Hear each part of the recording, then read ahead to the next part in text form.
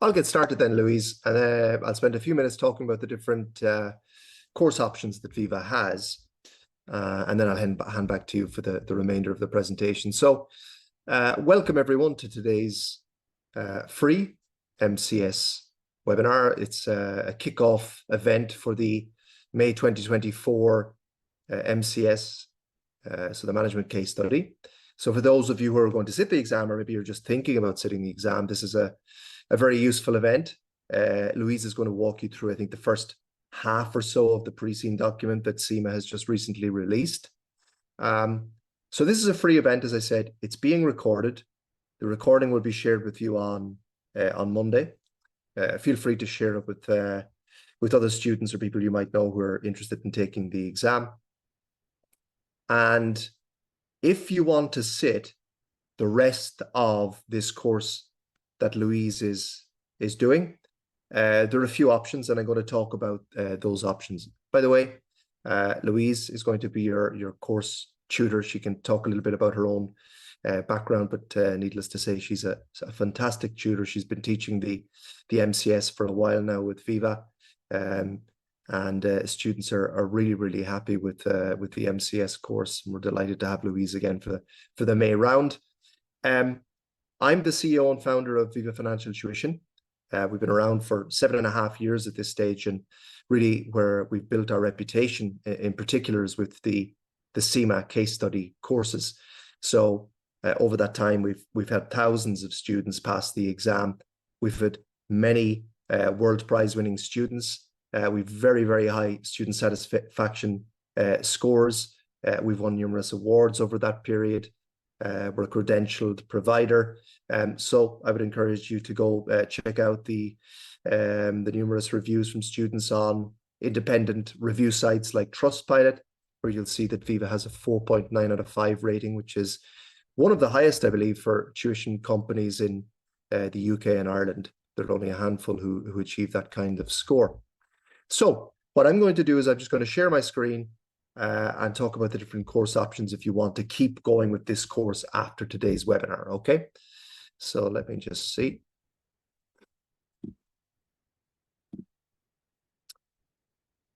Okay, excellent. So let's jump over to the management case study. There we go. So, you know, one of the awards that we recently won, I think it's worthwhile mentioning it, is the Global Pass Rate Excellence Award for 2023, which is the most recent award that they gave out. This is given to tuition providers that where their students score above average rates for the case study exams. So we're very happy to get that. Not many tuition providers get that. And it's the second time we've won that award. So basically this course is a mix of live webinar events. They're all recorded and put up on the website after, and on-demand features. There's about 29 hours of course content in total. There's a lot of applied theory. So we take useful theories from E2, F2, P2, and we apply them to the case. 5 mock exams based on this pre-seen with model solutions. Depending on the course option you go for, you would also have marking included with them. So let's take a look at basically I'll pass this link on after. You know, you can go through it in your own time. And Louise, as I said, can just introduce herself before she starts. So you know, the course syllabus, very in-depth. You know, there's a review section that you should go through that reviews key theories from E2, F2, P2. There's a series of videos on preparing for the case. There's another series of videos on what you do on the day of the exam. So when you get to the exam, how do you manage your time? All of that kind of stuff. How do you win easy marks? How do you avoid obvious errors, etc.? There is a series of videos on a good answer. They compare it to a bad answer and why they're a good answer and why it's a bad answer. Really useful. And then there is the content that Louise is going to be covering over the next few weeks. She's going to do a number of live webinar events, a number of live workshop events. They'll all be recorded and put onto the website. First of all, we're going to walk through the entire pre-scene, page by page, section by section, discussing likely exam scenarios, etc. The industry will be covered as well, the real life industry. Then we'll get into the workshops, which are an elite course only feature, which is our most complete course. I'll talk about that in a little bit, but the workshops are 2-hour live sessions with Louise, very exam focused, where you will often take a mock exam and break it down and walk through it and walk through the model solutions in great depth. There will be there's a live webinar on E2 Apply, taking the main theories from E2, applying them to the pre-scene. Your first mock exam will be done in the second week of this course. If you're going for the elite course option, you would get marking and feedback on your mock exam attempt. Then there's a live webinar on F2 theories and applying them to the pre-scene, really useful as well. You do the second mock, you get a feedback if you're doing the elite course. Then into week 4, P2 applied, there's a third mock, etc. So there's a ton of content, basically, very, very comprehensive, very exam focused. So the two, big options if you want to go for a standalone course, this one course, the MCS course, there's a standard version of the MCS and there's an elite version. So the elite version is the best one, but it's more expensive. Okay, so let's just have a look at some of the differences here between the two. So we've got workshops. There are 6 workshops. Usually they're mock exam debriefs. So Louise will take you through a mock exam and go through them in detail and go through the solutions in detail. They're 2-hour events. There are 6 of them. So you get those 12 hours of additional workshops with the elite course. You don't get them with the standard course. You also get marking for your 5 mocks included in the elite course. You don't get that with the standard course. You get access via a private community to your tutor. So there's back and forth there on an ongoing basis between your tutor and yourself as part of the elite course. That's not part of the standard course. As I said, these mock debrief lessons are included in the elite course. They're not included in the standard course. There are exam technique sessions. There's a private student forum, all included in the elite course. And the other thing included in the elite course is a pass guarantee, okay?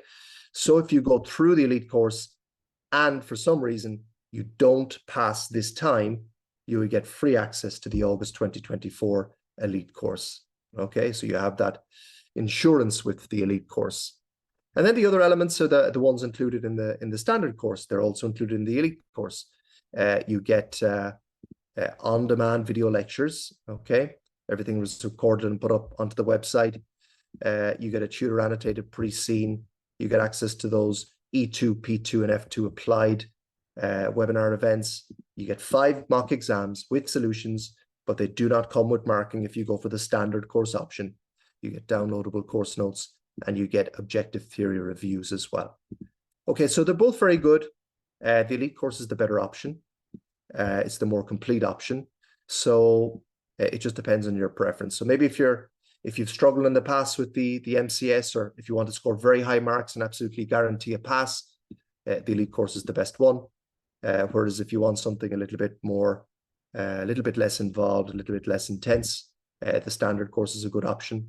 The other thing to mention, another very good option, especially at this middle level, the management case study, is our all access option, okay?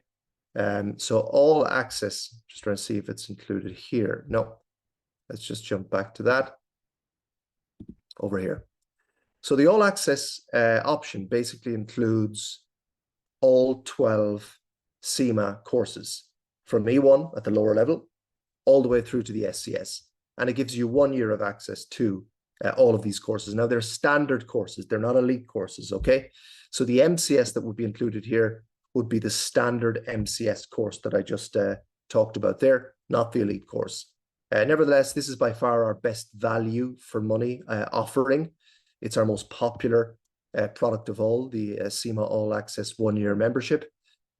So that's also worth a look if you're looking for value for money, if you're looking for coverage over an entire year, and you're looking for something, you're looking for good on-demand content. So that's another very good option.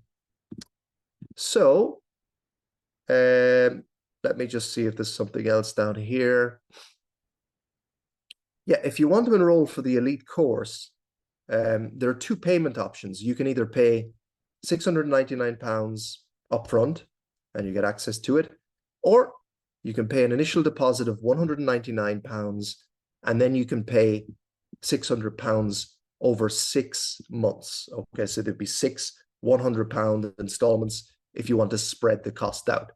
Now, that option results in a total fee of £799, whereas if you pay it all up front, you get a lower fee of £699. Okay, so they're the course options if you want to go on beyond today with one of the paid courses. So as I said, these are all very comprehensive courses. There's a lot of student trust in our courses, as you can see from the different testimonials, etc., that you can find on the website, or you can find a Trustpilot as well. As I said, there's a history there of excellence in CIMA case study courses. So I'm sure that whatever option you go for, you will be very pleased with it. So I'm going to leave it there. I'm going to hand back over to Louise. I'll stick around. I'll keep an eye on the chat. I'll answer any questions in relation to the course options, any administrative type questions as well, whereas Louise would handle questions related to the case, to the course itself, the content of the course. Okay, so great, thank you very much, Thomas. That's super. Could you make me the host again? Yes, please? very important. Fabulous. Because if I don't and I log out, the whole thing will just shut down. We don't want that. No. Let's see. Okay, so I'm going to stop sharing. And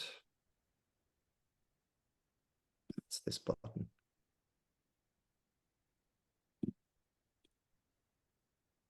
Yeah. Your host now. Super. Great. Lovely. Right, let me Louise. share my screen. There we go.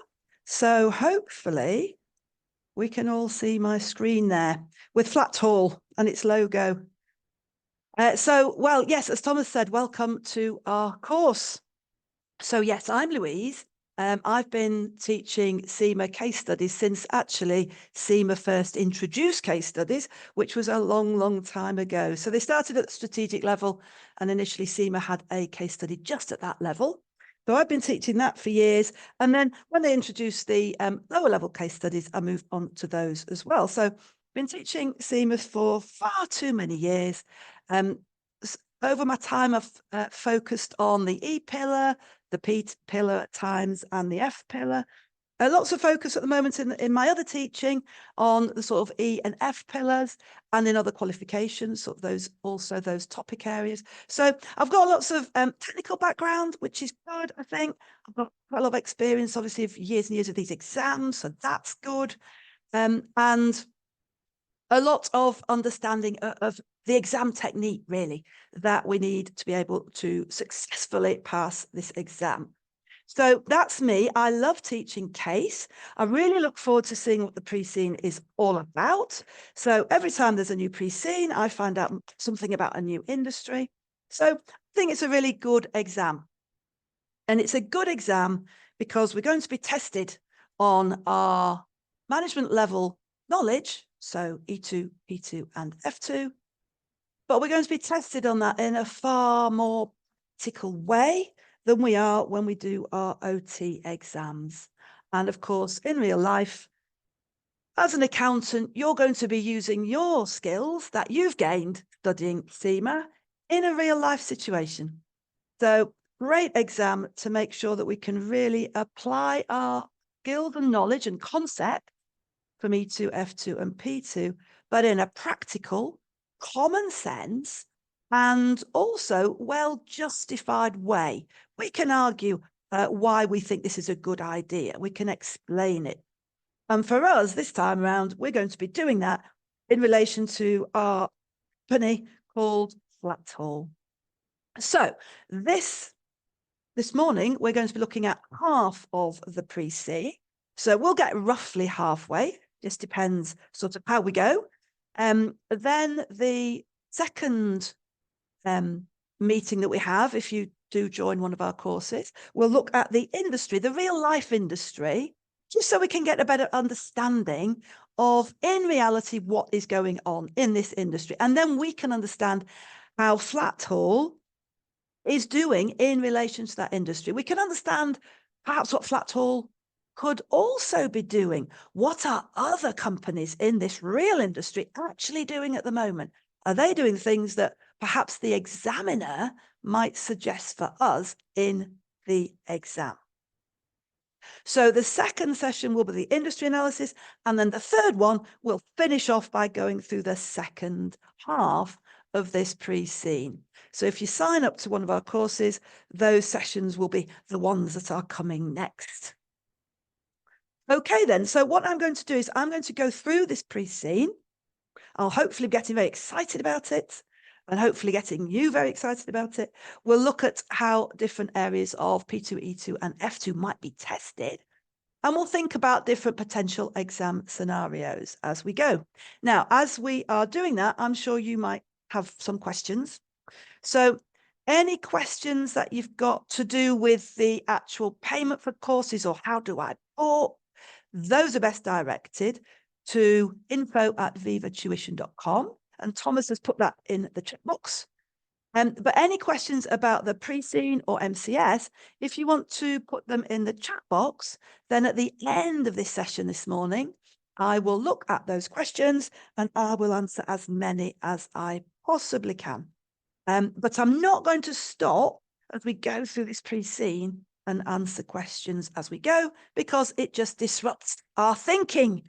So happy to answer questions, but I'll do them at the end. So just put them in the chat box whenever you have a question. And we'll see in the time at the end how many of those that I can get through. Okay, then. I think we should start. So what's on screen is our annotated pre-scene. So the pre-scene came out a couple of days ago. Hopefully, some of you have downloaded that, perhaps had a quick look through it. The pre-scene is a document that you need to go through a number of times. So we'll start off today, and then after that, you really need to go back through it yourself and think about everything that you're told in this pre-scene. The aim, of course, I always say this, is that by the time you've been through the pre-scene with us, if you join our courses, and also been through the pre-scene yourself, you should feel confident that you actually could work at Flatthall. You could be a finance manager at Flatthall. You would understand how Flatthall works. You understand the industry. You understand it well enough to be able to give good advice as a finance manager within the company. Now, that's the aim. In the exam, you do get given the pre-scene. So you don't have to learn this pre-scene. You do have to understand it and know where all the information is. Okay, so let us start. So first of all, there's a small introduction on page 2 of the pre-scene and little introduction about Flatthall itself. So let's start there. And you can see we've got some yellow highlighting and we've got some little annotations. So the things we've been thinking about as we've read the pre-scene. I will be mentioning more things as we go through it and just expanding on this to make us think. So when you download the pre-scene, what you should be doing is you should be also adding your own thoughts on top of the ones that we have got here. Okay, so let's go. Right, Flatthall is a quoted company. So we've only read about 5 words and we've already highlighted the fact it's a quoted company. Why is that important? If it's a quoted company, that means it's listed on the stock market And what that means is it's got access to sources of finance, which would be coming from the issuing of shares, perhaps through a rights issue, as well as having the ability, of course, to raise funds through debt, through taking on bank loans, perhaps, or through issuing of debt like debentures and bonds of its own. So, and I hope you can see my little pointer there, just pointing out F2 in that yellow box. We need to be really aware, something that is regularly tested in this exam, it comes up in every sitting, is that we need to be able to evaluate the advantages and disadvantages of these alternative sources of finance, equity finance and debt finance. Now, I'm also thinking there that in F2, when we look at financial instruments, we also cover the issue of convertible debt. And again, that would be a source of finance for Flatthall because they could issue ordinary shares, they could issue bonds or debentures, and they could issue convertible bonds or debentures. Now, point. In this exam, you will get requirements that ask you about F2. You're not expected to do big calculations. They've tested that in your objective testing exam, but we're expected to be able to discuss, for example, how would the issue of a convertible bond affect the financial statements of Flatthall? How might that affect key performance ratios? We might be expected to discuss that. We might be expected to discuss for Flatthall the pros and cons of debt or equity as a means of raising finance. Again, we might then, if we got that in the exam, want to think about things like, what is Flatthall's current gearing ratio? What is the industry average gearing ratio? What are its competitors' gearing ratios? Has it got already so much debt? Perhaps it would not be able to raise much funding through the issue of debt. All of these topics that are in F2, and we need to be able to make sure that we could discuss them in the exam in relation to Flatthall. Now, in the second pre-scene analysis webinar that we do, we're going to look at the financials of Flatthall. We're going to look at the financial information for its major competitor. Then we'll be able to look at things like gearing ratios. That will give us a good understanding again as to whether there might be the possibility of Flatthall raising funds, perhaps through debt. Now, also, we've got a little annotation on the left here talking about cost of capital, because Flatthall, of course, has a cost of capital, weighted average cost of capital. And that combines the cost of debt and the cost of equity. Now, again, in this exam, you're not going to have to calculate a WACC. But if there are any changes in funding, because perhaps Flatthall wants to construct or acquire some new student accommodation blocks, that's going to be costly. They need to raise funds. And if they raise funds through debt or equity, how would that affect the company's WACC? And why would that matter? Well, that would matter, wouldn't it? Because it's the weighted average cost of capital that they're going to use when they look at investments and when they do investment appraisal techniques. Another P2 topic. When we do investment appraisal and when we work out net present value, we have to discount, don't we, cash flows in this project back to today, discounting normally at the WACC.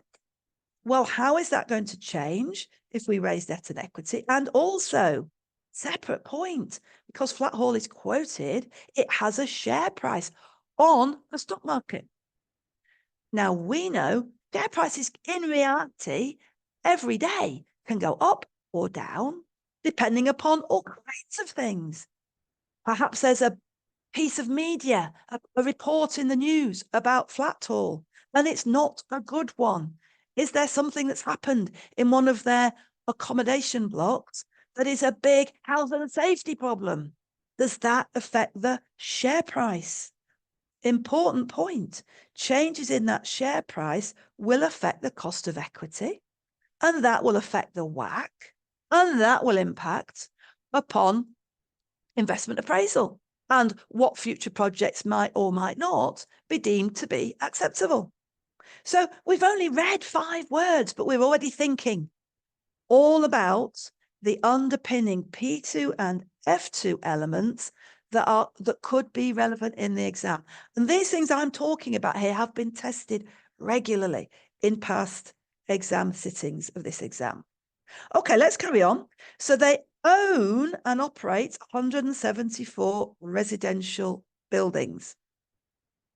Owning the buildings, important word there, because, of course, it might be possible that they could acquire a building through actually leasing it. And we could think about the pros and cons of them owning the buildings versus them actually leasing them instead.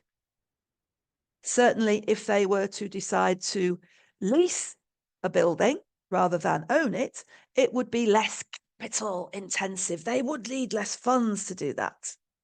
And when we look at how many buildings they operate 174 buildings. Now, later on in this pre-scene, we see the size of these buildings. They can have 8 or 10 floors. They can have 5 or 6 flats of 8 or more, perhaps, rooms on each floor. These buildings can be huge. So a company that's got 174 of them, the first thing I thought when I read that is, this is a big business. This requires really good systems to control what's happening in all of these 174 buildings, information systems to provide information about what is going on at all of these 174 buildings. So that made me think about the need for data, the need for information, the need for business information systems. Now, later on, we see how important quality is to the students who are going to be in these buildings. Quality is a key selling point for Flatthall and for the other providers of this type of student accommodation. So making sure that Flatthall is absolutely up to the minute with information about any issues in any of its buildings, about occupancy levels in all of its buildings. That information is going to be so important. So it's not written on here, but it made me think at this point about the need for good business information systems, the need for lots of data. And again, that's coming to us from our underpinning knowledge and our underpinning syllabuses of the E2, P2 and F2 papers. Okay, now these buildings are located in towns and cities in its home country of Thailand. Now, it's always the case that we are located in a fictitious, made-up country. However, that doesn't mean that this whole industry is fictitious and made up. So when we look at the real industry and we understand what's going on in it, we must think about the fact that Flatthall is operating in that industry, that real life industry. It happens to be in a fictitious country, but that doesn't mean that everything about the industry that we could find out from the real industry isn't relevant. It absolutely is. So we're competing in the real life industry that is student accommodation. Now, we are based only in Thailand. Now, that is an important fact. Another bit of annotation here in our pre-scene.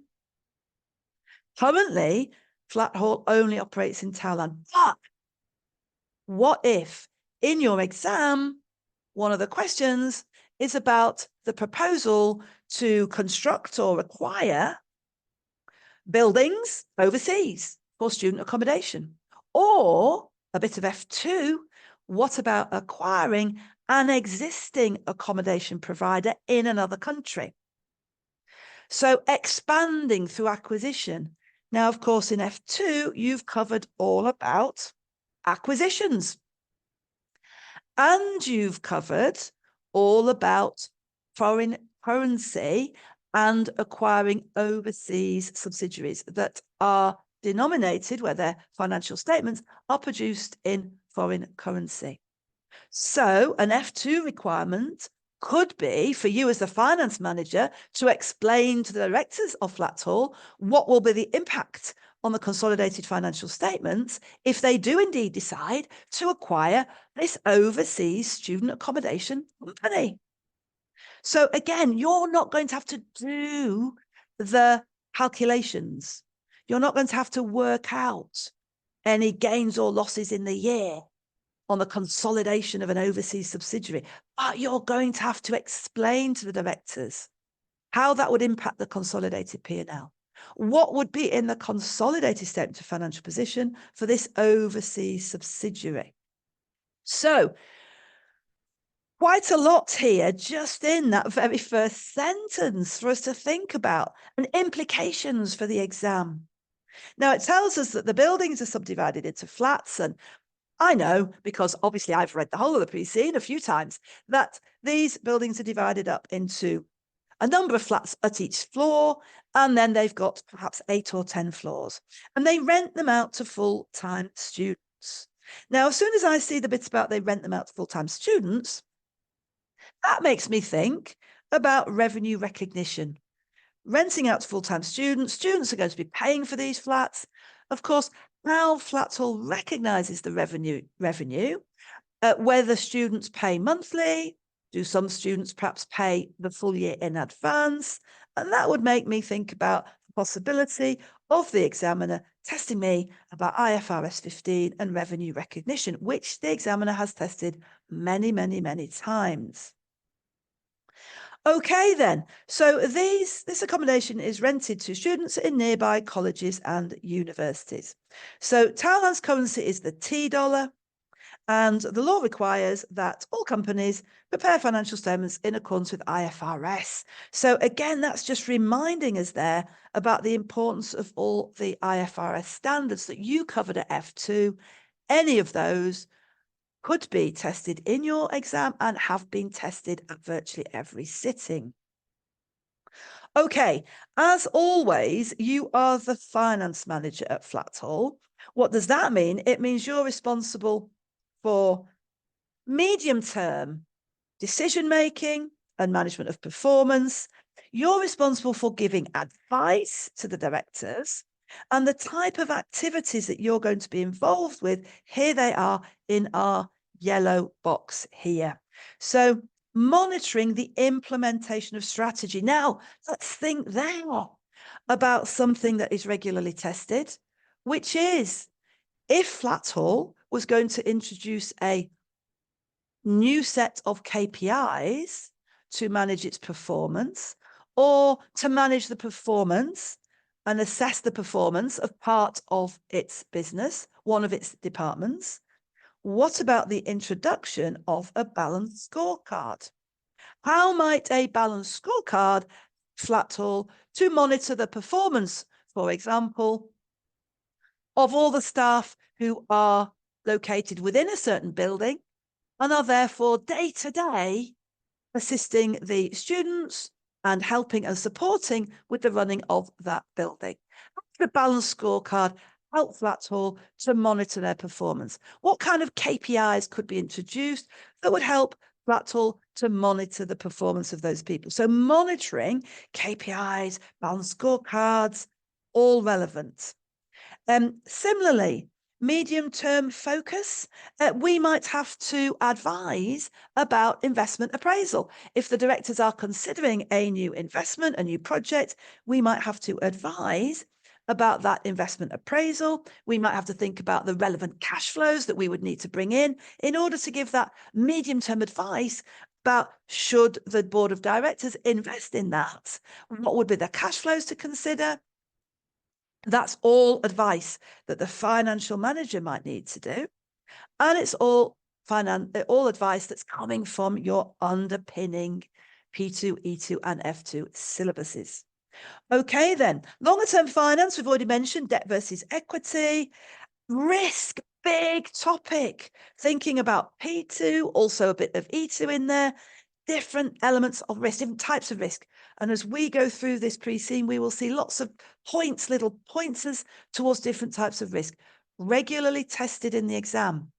The examiner will regularly give you a list of types of risk, like product risk, reputation risk, perhaps, financial risk, and it will ask you about those for Flatthall in relation to something Flatthall is about to decide to do. Acquire a new block, sell a new block, go into something completely unrelated in a way to actually running those accommodation blocks. When we get later on into the pre-scene, we see it talks about institutions and universities that are in cities, and it also mentions that some universities are outside of cities. So where there is less, perhaps, transport to get into the city centre, and I was thinking perhaps Flatthall might decide to do something a bit different from its running of the accommodation blocks. And what if they decided to set up their own transport system to support some of their accommodation that is not within a city centre, that's at an institute that's outside of a city centre? So actually setting up its own buses that will be free to the students in the accommodation, will run regularly, and will get the students to the city centre when they need to get there. So again, thinking about the risks involved of setting up something that is something a bit different from what they do at the moment, it's related. Okay, then, advanced financial reporting. We've already talked about consolidation aspects, but what about if there are risks, like, let's say, health and safety risks? What about the need to bear in mind the possibility of provisions? So the need to make a provision or disclose a contingent liability if there is some kind of legal claim against Flatthall because of a student perhaps injuring themselves in one of the buildings. What about another well-examined topic, the possibility of Flatthall developing an app for students to use that brings together everything they need to do with their accommodation and the services that Flatthall provide? The development of an app would be an intangible asset. What if Flatthall decides to further develop its website, enhance it in some way? Again, that is the development of an intangible asset. We have regularly been tested on the development of a website or an app where they're asking you about how it would be accounted for, how it would impact the financial statements from the perspective of accounting for intangible assets. Okay, then. So it points out then in this first paragraph, not a huge amount of information, but lots of really important information that must be making us think. Now, what I've done in this very little section is what we need to do throughout the whole of the pre-scene. I'll go a bit faster, obviously, otherwise we won't get through half of it. But this is how you must be thinking when you read the pre-scene. You must stop and think about what it's telling you and almost get your E2, P2 and F2 notes out, get the contents pages out, and just think about how this information can relate to that theory that you already should know, and therefore how they could test things in this exam. Okay, so let's move on and see what it tells us in the next page. So on page 3 of the pre-scene, right, it tells us about the post-school education in Thailand. In other words, its higher education system. And a very important point to really understand from the start is that the demand that Flatthall has for its student accommodation is derived and dependent on the actual demand for university places in Thailand. Because if the Thailand universities were not in great demand, if students didn't want to go there, if they weren't attracting overseas students, then not only does that mean that there is little demand or less demand for the university places, but the impact of that would be lower demand for accommodation. So Flatthall's success is very much dependent on the higher education sector within Thailand. And if we thought about that, that would also mean, wouldn't it, that if Flatthall wanted to expand overseas, they'd also have to be picking a well-developed higher education system in a country that is funding and investing in its higher education. So selecting a country to go overseas and invest in, it's going to be very much dependent on how well developed that country's higher education system is. Now, that's what it says in our little annotation at the top there. Now, the good news for Flatthall is, of course, it is only based at the moment in Thailand, and Thailand does have a really well-developed higher education system, which means this industry sounds like it's good. It's a strong industry to be in. There are 215 colleges and universities in Thailand, and they provide 3-year courses. Now, the first thing I'd say about that is 215 places where accommodation is needed. Now, we know that Flatthall has 174 buildings, but they are very likely to have more than one building close to a certain specific institution, a certain university. When we look at the real life industry and real life players, we find that there are many of these accommodation providers that do have 4, 5, 6 buildings in one city. One city can have more than one university or college. So what I'm trying to point out here is that if we had a map of Thailand, which we don't, wouldn't it be marvelous to be able to see where are these colleges and universities? Because there will be more than one of them in certain cities. And then wouldn't it be good to see where are the 174 accommodation blocks? Because I would expect there will be cities with colleges and universities that at the moment, Flatthall might not have any accommodation. And that might be a proposal in the exam. They're thinking of acquiring a building or acquiring land and then instructing a construction company to build a building. And they're thinking about going into one of these other locations in Thailand. There's going to be a lot to think about in terms of locations of these buildings. Now, when it says there are the 3-year courses, that is another good thing to think about, because what this means for Flatthall is if they get a student into their accommodation in the first year of their course, and if Flatthall does a good job and it has a strong reputation and it builds brand loyalty with its customers and it offers good customer service. And I'm thinking now about Flatthall's business model and how they add value and create value. If they can deliver good customer service, if they can build good customer loyalty, they might have a customer, a student, for 3 whole years. That student might want to come back to Flatthall's accommodation in year 2, in year 3. So the importance of developing that strength of quality of service just cannot be underestimated. Okay, then, within Thailand, it says there is healthy demand for places at these universities. Again, that's brilliant for Flatthall, demand for accommodation. Now, this demand comes from 2 places.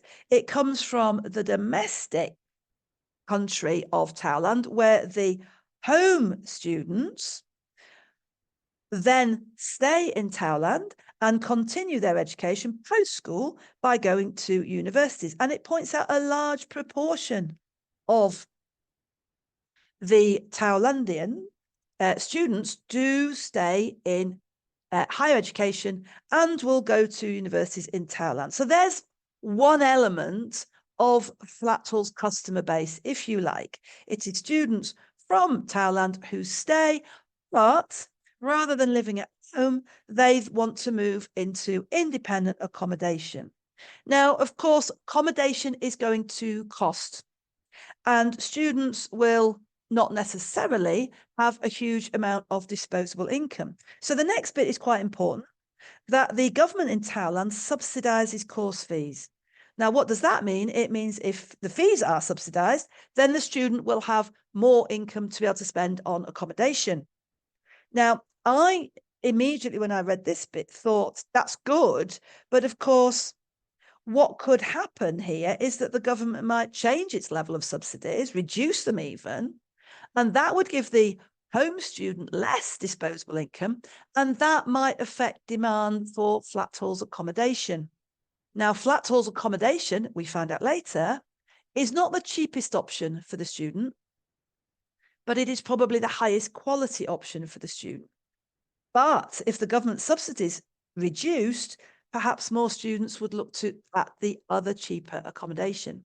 Now, what would that mean for Flatthall and other providers of this purpose-built student accommodation? Well, it might mean they might have to look at their pricing. P2. If students have less disposable income, then potentially the whole of this accommodation sector offering purpose-built student accommodation, more expensive than living in halls, often more expensive than finding a private landlord and securing private accommodation. What would Flatthall have to do about its pricing? So a bit of P2 pricing coming in. Okay, then. It also points out there that students can obtain loans from the banks that don't have to be repaid until after graduation. I just thought here then, it's quite important to think about the government as a bit of a stakeholder here in Flatthall's industry of accommodation, in the way that the government can influence the demand for university places, it can influence student disposable income, and therefore it can affect Flatthall and its fellow competitors in the accommodation industry, the pricing, the demand. Okay, then. Now, apart from domestic students, of course, the next bullet point tells us that Thailand has a strong international reputation for students who come from overseas. Now, fantastic. So we've got almost a second sector, customer sector, which is the overseas students who come because of the reputation of these institutes and universities. So it points out on the right here, Thailand is a really big destination for overseas students. Now, this is very much mirroring what is true of the real life industry. There are areas of the world which have very developed higher education sectors, which have a real big pull for overseas students. There are areas of the world where it at the moment might be less developed, but those governments are investing and they are becoming big draws for overseas students to go to institutions in different countries overseas. So it's very important, again, to realise that the overseas students coming to Thailand are coming because of the reputation of these institutions. And that is also supported by the government of Thailand.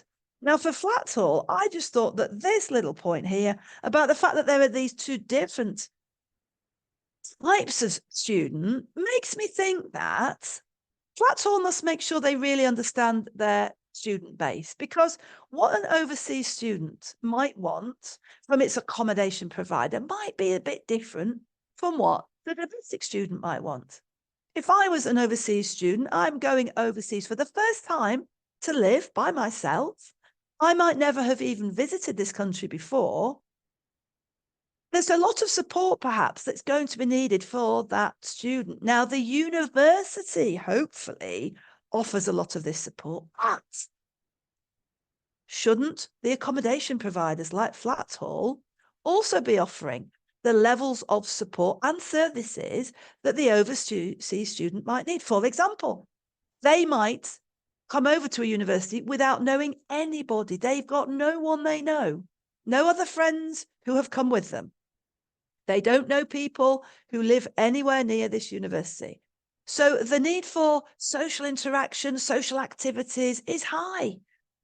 And Flatthall needs to think about how it is delivering for those students that type of social activities within the accommodation.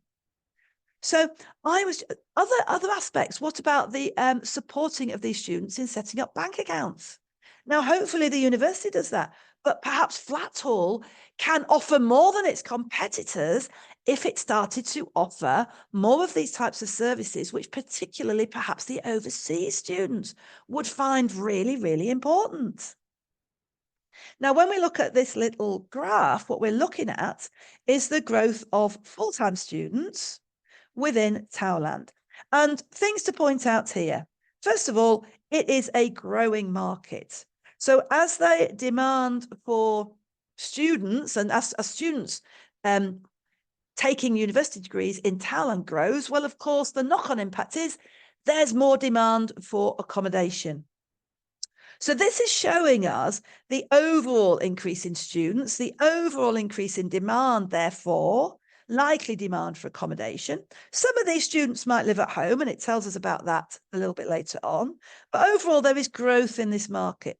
Now, I think an important point to note here, though, is that this is not saying this is the growth rate for the market that Flatthall is in, because Flatthall is in a market providing purpose-built student accommodation, new built accommodation specifically for students. That is separate to the university's halls of residence accommodation. It's completely different. And it's completely separate from private landlords who might offer accommodation to individual students directly, or to two or three students who might share a flat, but they go to the private rental market. So this is showing us the overall growth in the full-time student numbers, and then those students are going to be seeking accommodation from all of those three sources. And it might be that the growth rate within the purpose-built student accommodation sector is actually growing much faster than this, because more and more students are wanting the quality and the services that these purpose-built accommodation buildings actually offer. Now, this diagram also shows us that there is a stable ratio of overseas students there in the checked lower, smaller blocks to the home students. Now, I think what this is also showing is that it would seem that the both of these types of student are growing in numbers, but it would seem, I think, that perhaps the home students here would appear to be growing at slightly higher rates. But we can also see that there's an element of stability here between the proportion of students who are home students and the proportion of students who are overseas students. It points out on the right that this might change. There could be something which could shift the demand. So as we already said, there could be something that the government does that might reduce demand from home students and increase that demand that's coming from overseas students. Universities can fill their places with as many overseas students as wish to come. So if there was a fall in home demand, universities would be marketing big time to bring in overseas students. And that would mean Flatthall would have to be making sure that what it was offering was absolutely meeting the needs of the growing overseas market. Okay, then. It also points out to us, of course, that if there are overseas students, then not only should we think about the fact that there will be the demand, which might be different from those overseas students, but foreign currency transactions might come into this, because we'll need to know how to just translate foreign currency payments, perhaps. And also, we might need to think about the fact that Flatthall might want to grasp the growth in other countries that are developing their university higher education sector, and they might want to move overseas, and then we would have that foreign currency consolidation issue. Then, so if we move down towards the bottom of this page, it gives us more information again about the government subsidies. So Towerland's government subsidises places for home students, and institutions, so the universities and colleges, receive student fees, government subsidies of $8,000 each year for each home student, and they set the maximum number of these subsidised places for each institution. Now, obviously, for the institutions, it's going to be absolutely critical to maximize the take-up of these places. And it points out here that if any places are left unfilled, there's definitely an opportunity cost, P2, coming in here.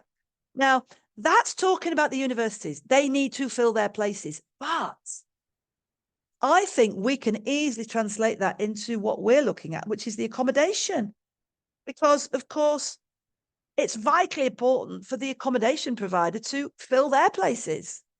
If we've got a building that has cost millions of Thailandian dollars to construct, that has running costs for heating, lighting, Wi-Fi facilities, staffing, cleaning, services, all of those costs. And if we have got in our 10 floors the possibility of 450 students, we need that income to cover those costs. So just as it's vital for the universities to fill their places, it is vital for the accommodation provider like Flatthall to fill it. And that made me think about occupancy rates being a vital KPI for Flatthall, about return on an investment for each building. What was the construction cost of that building? What are the ongoing costs of that building? What is the amount of income in this building? And what is the return, therefore? What a vital KPI. And then that made me think another aspect of P2, sensitivity analysis. If we think about one of these blocks, let's just think about heating. Now, I'm based in the UK. And in recent couple of years in the UK, we have faced dramatically increased energy costs, as many places in the world have. Now, if I'm a provider of accommodation and I've got 500 students in one accommodation building, they are using heating. And what if those energy costs increase? Because how Flatthall operates, and we'll see this later, is they provide a price including many services like heating.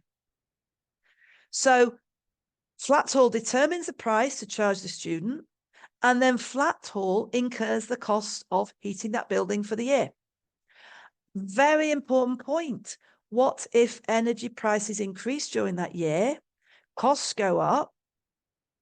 Flatthall needs to understand the return it's currently making, and it needs to do sensitivity analysis on what might happen if, for example, energy prices went up.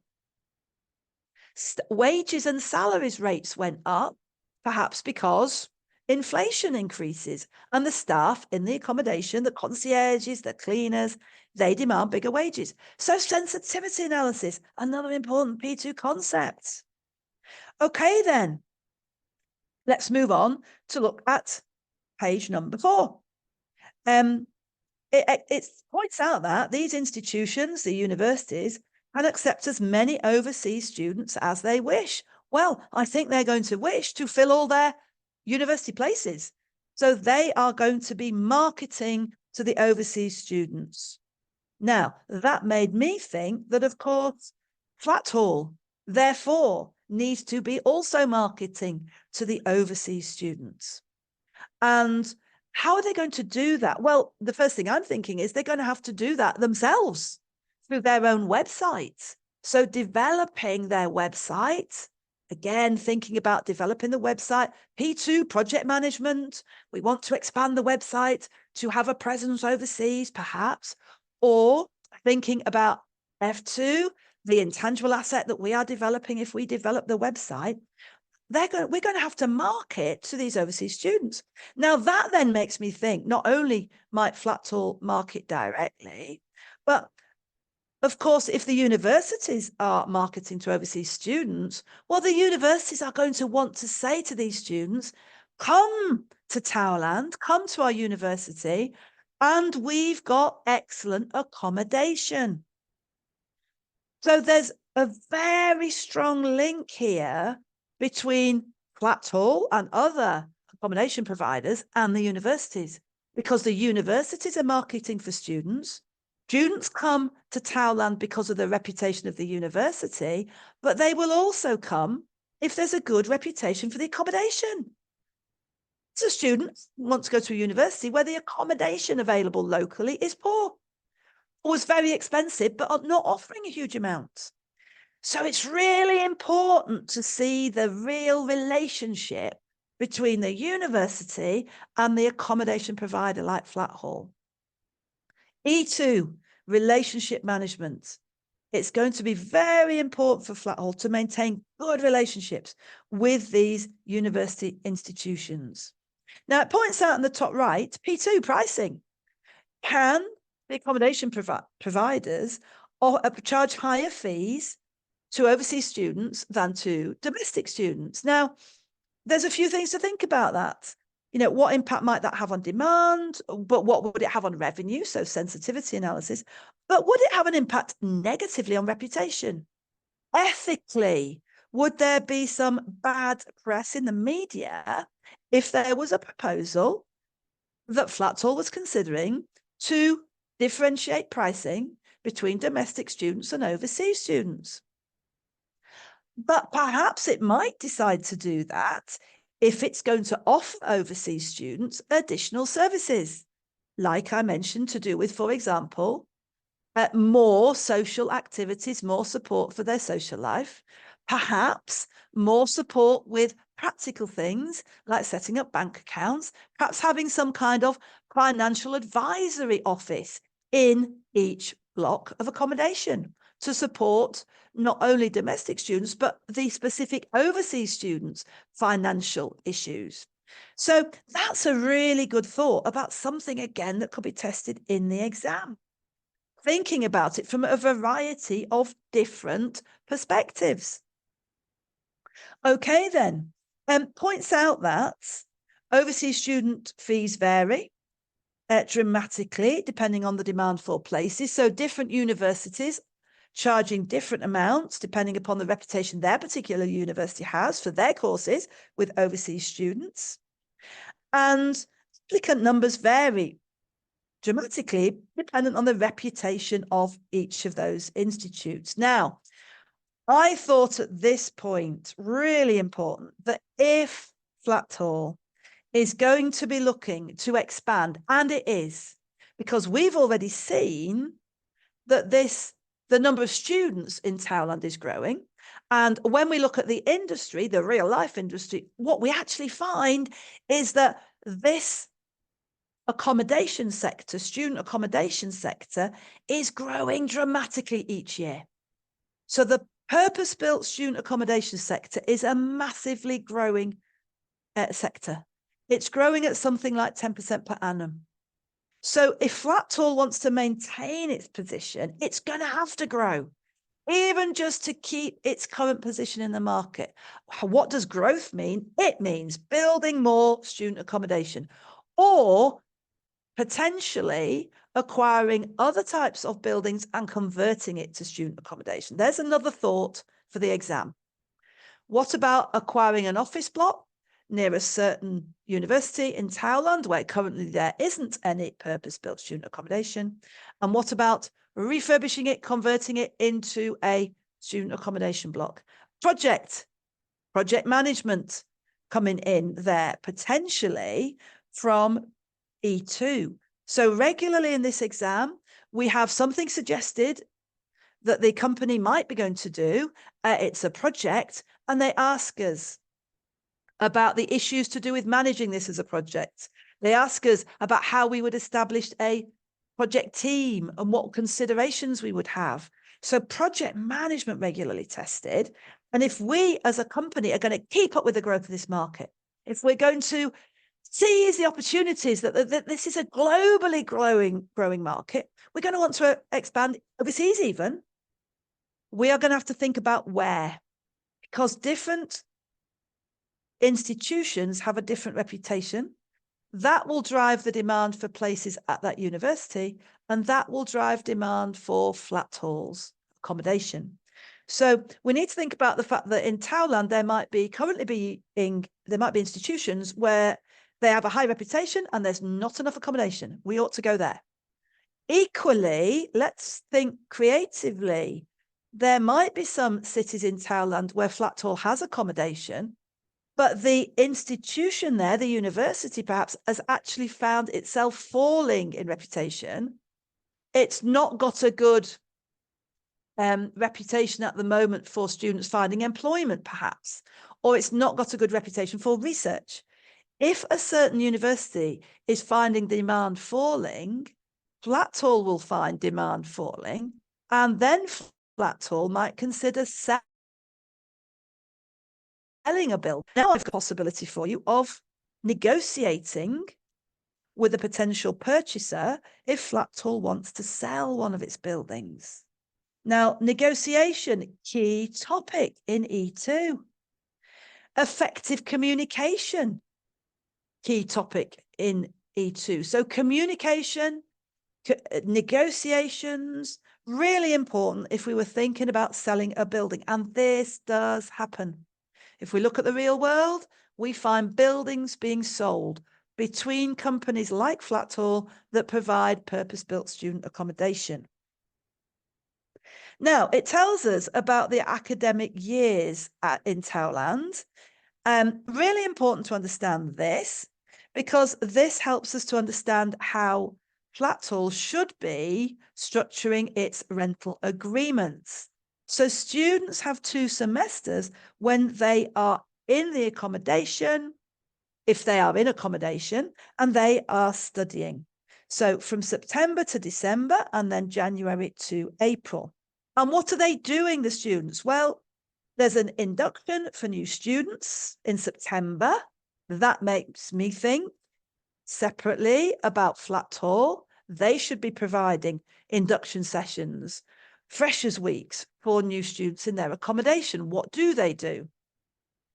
Then students, of course, are studying tuition. That makes me think about all of the kind of facilities they need in their accommodation to support their ability to study effectively.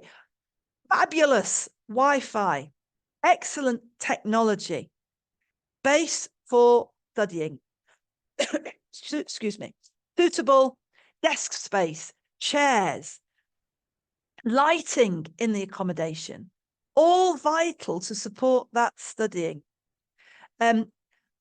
The Wi-Fi must be fantastic because it's got to support the potential for 500 students at the same time, streaming videos, online lectures potentially, accessing online library facilities, producing assignments. So all of that needs to be supported by the accommodation provider.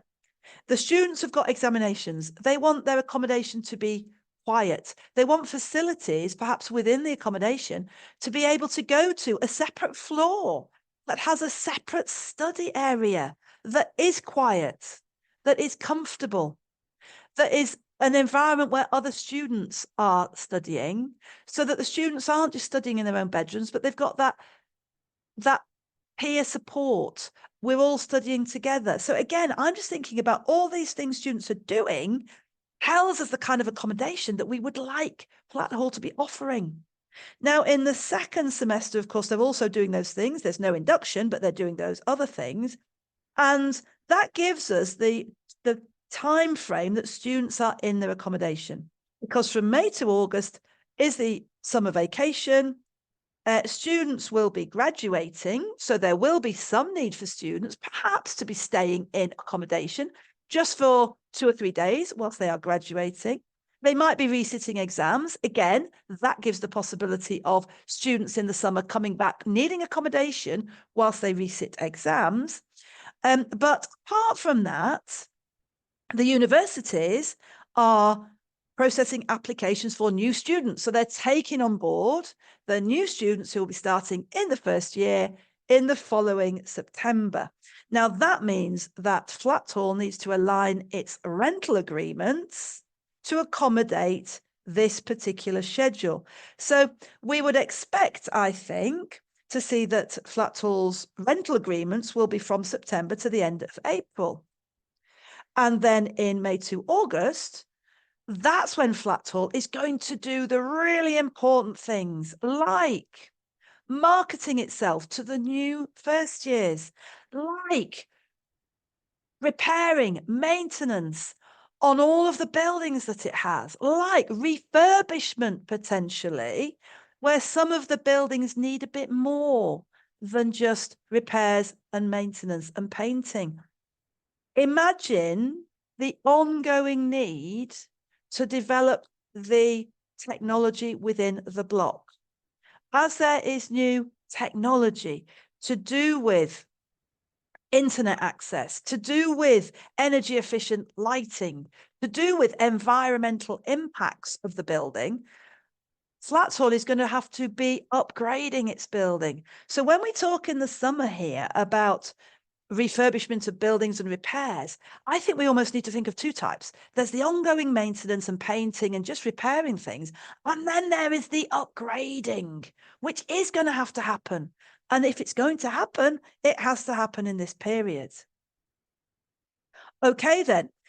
I just wanted to point out also, when we're thinking about the idea of in May to August, that's the time when Flatthall is going to have to be aligning itself closely with the universities. So when the universities are processing applications, the universities are then directing these students towards accommodation providers. Now, Flatthall wants to be the first one. It would like to be, wouldn't it, the first recommendation a university would make to direct students there. Now, I'd like to find out, and we will find out in the second part of the pre-scene analysis, what does Flatthall actually do to link with the universities? How does it make sure it is the accommodation provider of choice actually for a university in a certain town?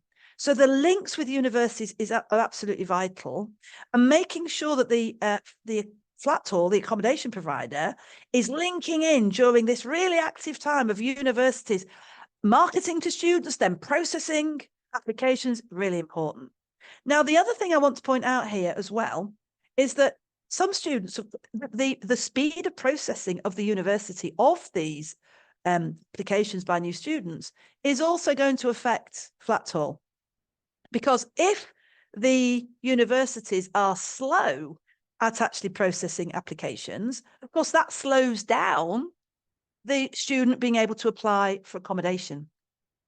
The reason I'm saying that is because it makes me think about cash flows. In this industry, of course, the student is only going to start paying for accommodation once they've secured the accommodation. Once they've secured it, they will probably pay a deposit. Now, that's cash flow to Flatthall.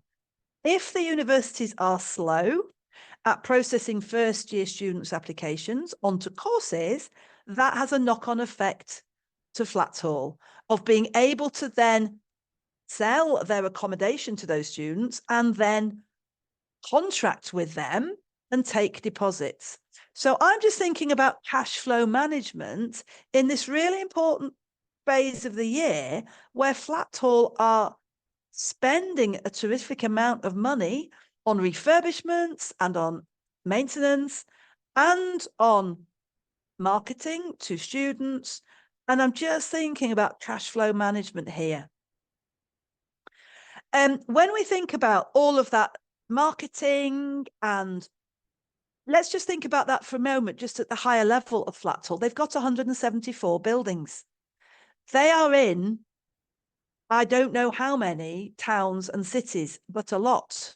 They are aligned with a whole load of different institutions. I'm thinking data. I'm thinking the amount of data here about the take-up rate of courses at different universities that are near our accommodation, about the marketing efforts being done by all these institutions, about the speed at which the institutions are processing new students. I'm just thinking about the data requirements of Flatthall. If they are truly going to be able to manage and control all of these buildings they've got, the occupancy of them, the contracting with the students, the timing of refurbishments, I'm thinking business information systems. I'm thinking big data. I'm thinking access to data from external sources, from internal sources, that's going to enhance their ability to maximize their occupancy. So I'm thinking about IT. I'm thinking about the business information systems. I'm thinking about sort of digital disruption. So P2, information systems, big data, all important, I think, to Flatthall. Okay, then. So we've looked at those different, that year and what happens in different stages of the year.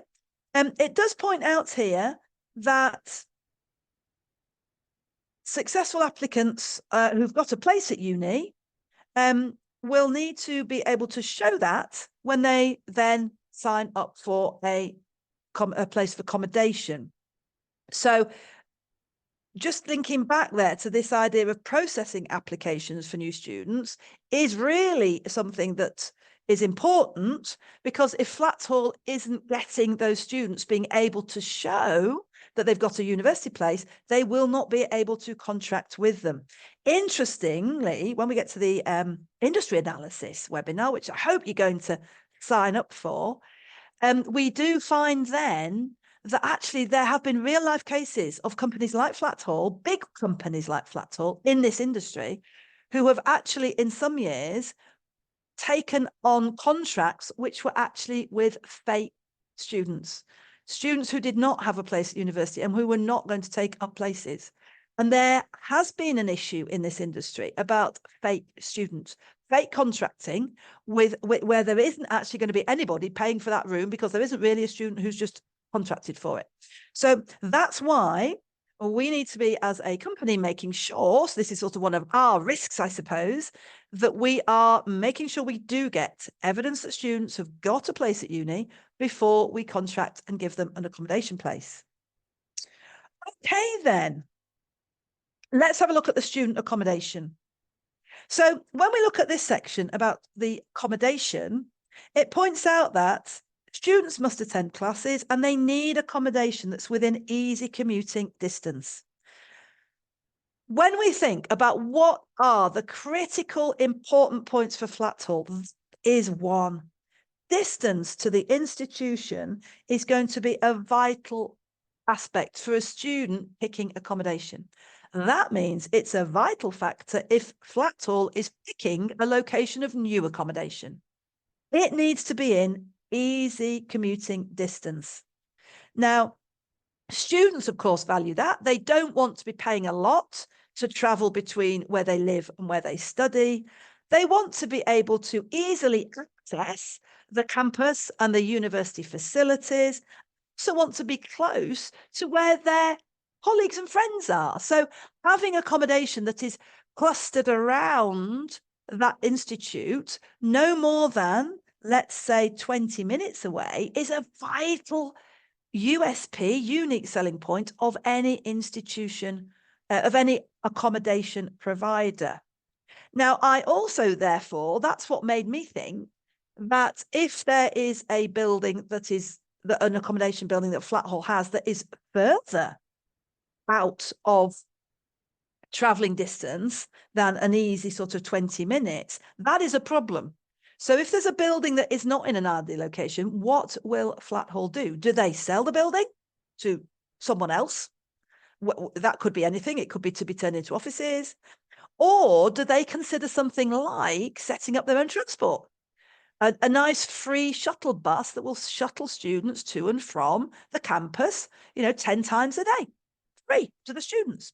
So that gives us the opportunity for the examiner to test us on something which isn't about accommodation. It's about the setting up of a free shuttle bus. Now, that's a project that's got pros and cons. It would need perhaps a new information system to support it, a booking app, perhaps. Although it's free, there might only be 20 places on that bus. So perhaps we need to develop an app so that students can book on the shuttle that they want. So you must think when you're going through this pre-scene about kind of things then might Flatthall do, which could be the subject of a question in the exam. Okay, then. Now, it does point out that about 40% of home students stay in their parental homes. But what that does mean is that 60% of those domestic students will require accommodation, as well as all those overseas students. And of course, anything that changes that percentage for domestic students would affect demand for Flatthall. So if, for example, in Towland, there was an economic recession, I think more students would decide to stay at home because it was cheaper. So that percentage might go up to 50% or 60% of home students would stay at home, and that would reduce the demand from those home students for accommodation from Flatthall. So we have to bear in mind that there could be changes in demand due to changes in the economy in Towland. Okay. Overseas students must arrange suitable accommodation for the duration of their first and second semesters. And then that makes me think about that whole concept of how does Flatthall communicate with those students? How do we manage to reach those students overseas? Have we got a really good marketing strategy for the overseas students? What is our communication strategy like? Have we got a strength of our website, particularly with information that is really relevant to those overseas students? Now, it points out in the next paragraph that most students who require accommodation take accommodation for the academic year. They take residence in September and they leave in April.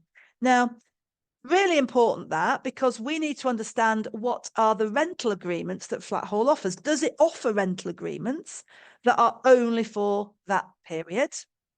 Does it have any flexibility? Might there be some overseas students who do not return home to their home country for summer? And that might be a possibility. So it's just made me think, is Flatthall only offering accommodation for the first 2 semesters of each year? Or do they have some flexibility? Or could that be another proposal in the exam to have a bit more flexibility in rental agreements, such that there could be some that run for the whole year? So thinking back to those students who come back for graduation, who come back for exams if they are resitting, would Flatthall offer some kind of short-term agreement where they're just having more of a weekly let for those students who want to come back? Now, if they were going to do that, that would be very disruptive if they were also trying to repair and maintain and refurbish the block. If they've got 2 different accommodation blocks that are close to one particular university, then perhaps one of those accommodation blocks could have a floor which is in the summer dedicated to short-term lets for students. Now, later on, we read that the government in Towland will not allow these accommodation blocks to be rented out to anyone other than students when students are in them. So we have to bear that in mind, because we could think of things we could do with our accommodation in the summer. And when we look at the industry, we find that other organisations do let out student accommodation in summer for things like sporting events. So if there are football events like the Euros or the World Cup, or if there are athletics events in the country, some of the real players in this industry let their accommodation out in the summer for those events. Now, at the moment, our pre-scene would suggest that we can't let our buildings out to non-students when other students are in it. However, my question would be, if we have a block in summer that does not have any students in it, could we actually rent it out to take opportunities like that? Okay, then. So it points out there that student rental agreements usually terminate at the end of the second semester, and students have to move. So that there is where I'm saying perhaps Flatthall can become more flexible. It can offer it can make an offering perhaps that's a bit more like a sort of Airbnb approach in the summer in order to actually fill its rooms. Remember that many of the costs of these buildings are annual costs. And as such, the more occupancy that Flatthall can get, not just in terms of its 2 semesters and aiming for, I would imagine, like a 95, 6, 7, 8% occupancy, but what can it do in the summer months if it was able to? Okay, then. Now it shows us in the diagram that in Towland, we've got the different types of student accommodation. So halls of residence, these are run by the university. They account for 33%, so 2/6 of the total student accommodation. Private rentals, a massive 51%, half of the students are in private rentals. And this sector that Flatthall is in, the purpose-built student accommodation sector, is only 16% of that total. Now, what that makes me think, and it fits with the knowledge I've got from the industry, is that this is a growing sector because this is quite small as a total. And when we think about, and it tells us about private rental and halls of residence in the pre-scene, and we can find out from our industry knowledge that actually private rental is often lower quality. And it's also, in a way, less easy for a student to contract because it's all individual landlords. So if there are repairs to be done in your private rental, you have to contact your landlord, and some landlords are good or less good. So this is a huge sector here, private rental, which if I'm in the PBSA sector, I'm wanting to attract people from the private rental to my purpose-built quality accommodation that has fantastic service, where repairs are done within 12 hours. There's a big sector of the accommodation market here for the PBSA players to try to get into. And that's what's happening in the PBSA sector in the real world. It's expanding massively as students want to take up the better quality accommodation it offers, and the growth rate is significant. Now, we've pointed out here that I've already mentioned this really, but digital disruption and using IT in an innovative and creative way in the PBSA sector is going to be a potential way of actually disrupting the market. And what it mentions below is just one idea, but there are loads of other ideas, which is that if we look at, for one student, they have these 3 choices. Shall I go into a hall? Shall I do PBSA? Shall I go into a private rental? Private rentals are so big because there is not enough of the other 2 types of accommodation. Many students have to go into private rental because they can't get in to either of the other 2. Arranging your own private rental is difficult, and you're dealing with different types of landlords. Couldn't Flatthall launch a new platform, an online platform, brand new, where they become, if you like, the marketplace, the central eBay, if you like, the central sort of Airbnb, where they pull together the private landlords with accommodation, with the student who is seeking accommodation. And by only taking on board landlords who meet specific guidelines, who will follow certain standards of quality, Flatthall could be the man in the middle, the middle player that brings together the quality private rentals with the students who are sadly unable to get accommodation within the PBSA sector or the halls of residence sector, but to enable them to find the high quality private rentals, and also to help them with the whole contracting. So an idea for developing intangible assets, a new online platform, digital disruption, E2, and there's another possibility for a opportunity to be presented to us in the exam. Excellent.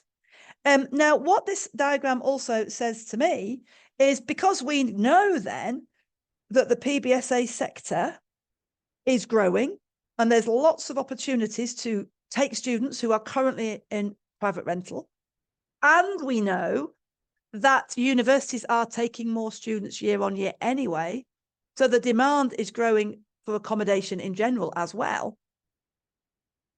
What that says to me is there's so much opportunity for Flatthall in the PBSA sector to actually grow.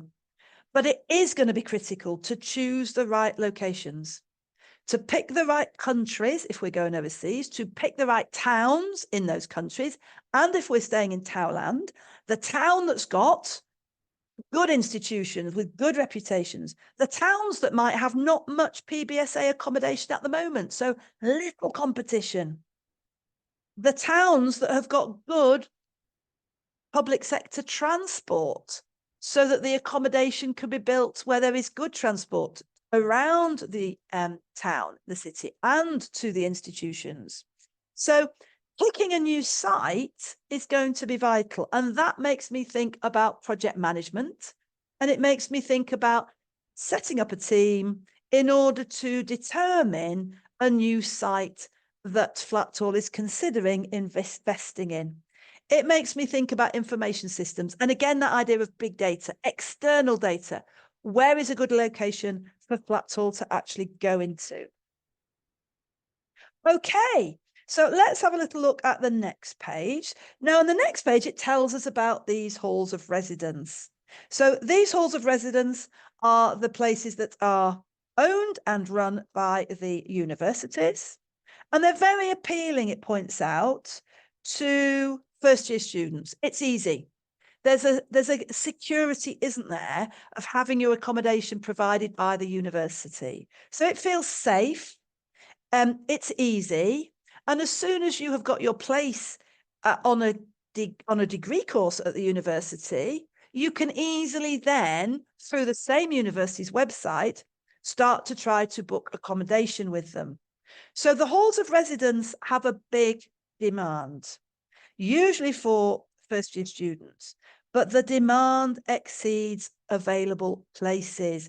How important is that to Flatthall? As soon as we know that, we know the importance to Flatthall of having a good relationship with a institution, a university, such that as soon as their accommodation is going to be full, the first place on the university's website to direct students is to Flatthall. That would be good. So relationship management is going to be critical. The universities and Flatthall. The relationship, the constant working together is going to be vital. Now, not only is it vital for Flatthall to get these students into the accommodation, but it's also vital, as we've mentioned before, because the better the accommodation offering an institution can show, then the more likely students will want to come to that institution. So I would expect that the university will be making a big thing on its website about the good purpose-built accommodation that is close by, even though it's not owned by them. So that relationship is critical. Now, when we read this paragraph, it's pointing out what's important in a hall of residence. So there's usually a single bed, it's a furnished room, there's a desk, there's storage space, there's shared bathrooms, and there's kitchens. It's basic.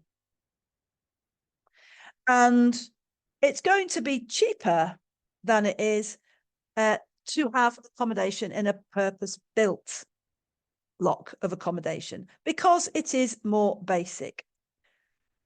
However, what this also points out to me is that it gives us a feel for the minimum standard that we would be providing in our own purpose-built accommodation. You know, we have got to have, obviously, beds, desks, storage space. That's quite important. Now, separate point I thought there, this just gave me an idea for something in the exam. Overseas students are going to be bringing, I would imagine, quite a lot of possessions with them. They're going to be acquiring possessions when they arrive. And when they go home over summer, I don't think they're going to be wanting to ship their possessions back to their home to then have to ship it back. So the storage element here, I was just thinking, what about a proposal in our exam, which is that the Flatthall is going to turn some of its floor space within its buildings into permanent storage facility, such that the overseas students will be able to store things there, and any student really can store things there during the term time. So an overflow storage, if you like, things you can't put into your own flat, you can have it in this shared storage, but also accommodating the overseas students, being able to put a lot of their possessions in there over that summer vacation when they are going home. So that would mean reducing the actual number of let rooms potentially, wouldn't it? Increasing storage space, removing some of the rooms. So it would reduce revenue. But would it give a better service offering for overseas students? Would we be able to support an increased price for overseas students? Because they would know they wouldn't have to incur any costs or any hassle of trying to actually deal with their own personal equipment and possessions when they go home over summer. So when we read something like this, we don't just want to read it, we want to think about, what does this tell us about what Flatthall could be doing, is doing, should be doing, and also should be doing better. This is the Hall of Residence accommodation. It's the most basic. And if the purpose-built student accommodation is going to be charging more than this, it's got to be offering a considerable improved offering than this. Now, when we talked before about, we are going to be attracting first-year students, we will be accommodating first-year students because there isn't enough space for them in the university's own halls of residence, then that makes me think of the whole idea of building the relationship with those customers because we'd like them to stay 3 years. Now, for an overseas student, particularly, that might be very appealing. I come to this country, to this university, and I can absolutely sort out my accommodation for all 3 years before I arrive. Now, if that was possible, I would then think about, and here's another suggestion for the exam. Flatthall are considering a pricing strategy for offering overseas students, particularly, one price for 3 years of accommodation. And perhaps they would pay it all up front. Now, that makes me think of two things. One is pricing strategy, P2. The other is revenue recognition, F2. If the students were going to pay for 3 years of accommodation up front, that would need to be recognised over the period of that rental agreement. So I think that's another good little concept to think about, to open our minds to things we could be asked in the exam. Okay, then. So private rentals then, remember that was a massive element of where students do go. 51% of student accommodation in Thailand is provided by private rentals.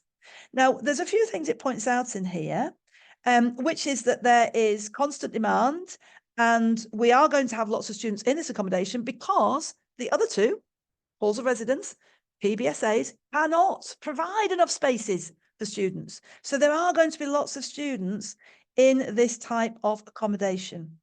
It points out that much of this accommodation is in student areas. So there'll be many individual landlords who have acquired houses within those student areas, and those areas will have a high level of student population within them. That makes us think, of course, that if we were thinking about where to locate a new PBSA building, we might want to do that in a student area. Now, some of these student areas might be very much within the centre of a city, if we think about city centre universities. So the potential perhaps for finding land and developing a new block might be restricted, but the potential for acquiring an office block and refurbishing it might be another way of doing that. So it might be an important draw for the student to have accommodation close to these student areas where there is a lot of the private rental market. Now, obviously, living in a PBSA is a lot more a lot easier to arrange than arranging your own private rental. And many of these private rentals, it points out in this second paragraph, have up to 3 furnished bedrooms. So as a student, I either have to find 2 friends I already know and then contract with the landlord for the 3 of us to live in that private rental, or I might need to find a agent where I can say I'd like 1 room in that private rental, and the agent will find another 2 people who will share that rental with me. There's all kinds of issues with these types of rentals, because sometimes the 3 students who then occupy that flat, the contract will say that they are each liable for each other's obligations, which means that if one of these students in a private rental then decides to quit their course, go back to home, wherever that is, domestic or overseas, and not pay for the rest of that rental that they've taken out, the other 2 remaining students are then liable for that. That is how this type of arrangement can work. Now, that is a scary thing for students. And it points out on the left that PBSAs avoid all that. One student contracts with Flatthall and that's it. So you are not dependent on anybody else not fulfilling their obligations. So that's why these PBSAs are easier for students. They are less risk for students. And that's why they can charge, one of the reasons why they can charge more than private rentals typically do. Obviously, some private rentals might be very good quality, but some private rentals will be less good quality. So there will be a whole range within that private rental sector of the market. Now, it points out in this next paragraph, where I hope you can see my little arrow, most institutions offer some accommodation service where the university will help students to find accommodations. So landlords can advertise their private rentals, students can advertise for flatmates. All this goes on within the institution's own website, but really important to note that every institution will do this differently. It says most institutions do this, some institutions might not do this. So there's a whole activity going on here that actually, as we mentioned before, Flatthall perhaps could get involved with, because Flatthall could decide to offer these services themselves. They're offering their own accommodation, but they're also providing this platform where private landlords and students can come together, and Flatthall can manage the contracting of the students with private landlords. They can manage the reputation of this sector by only including landlords with a certain quality and certain agreement as to how they're going to run their accommodation. So again, that's another possibility, isn't it, of becoming an agent, if you like. Now, the next paragraph points out strict health and safety laws in relation to private rentals.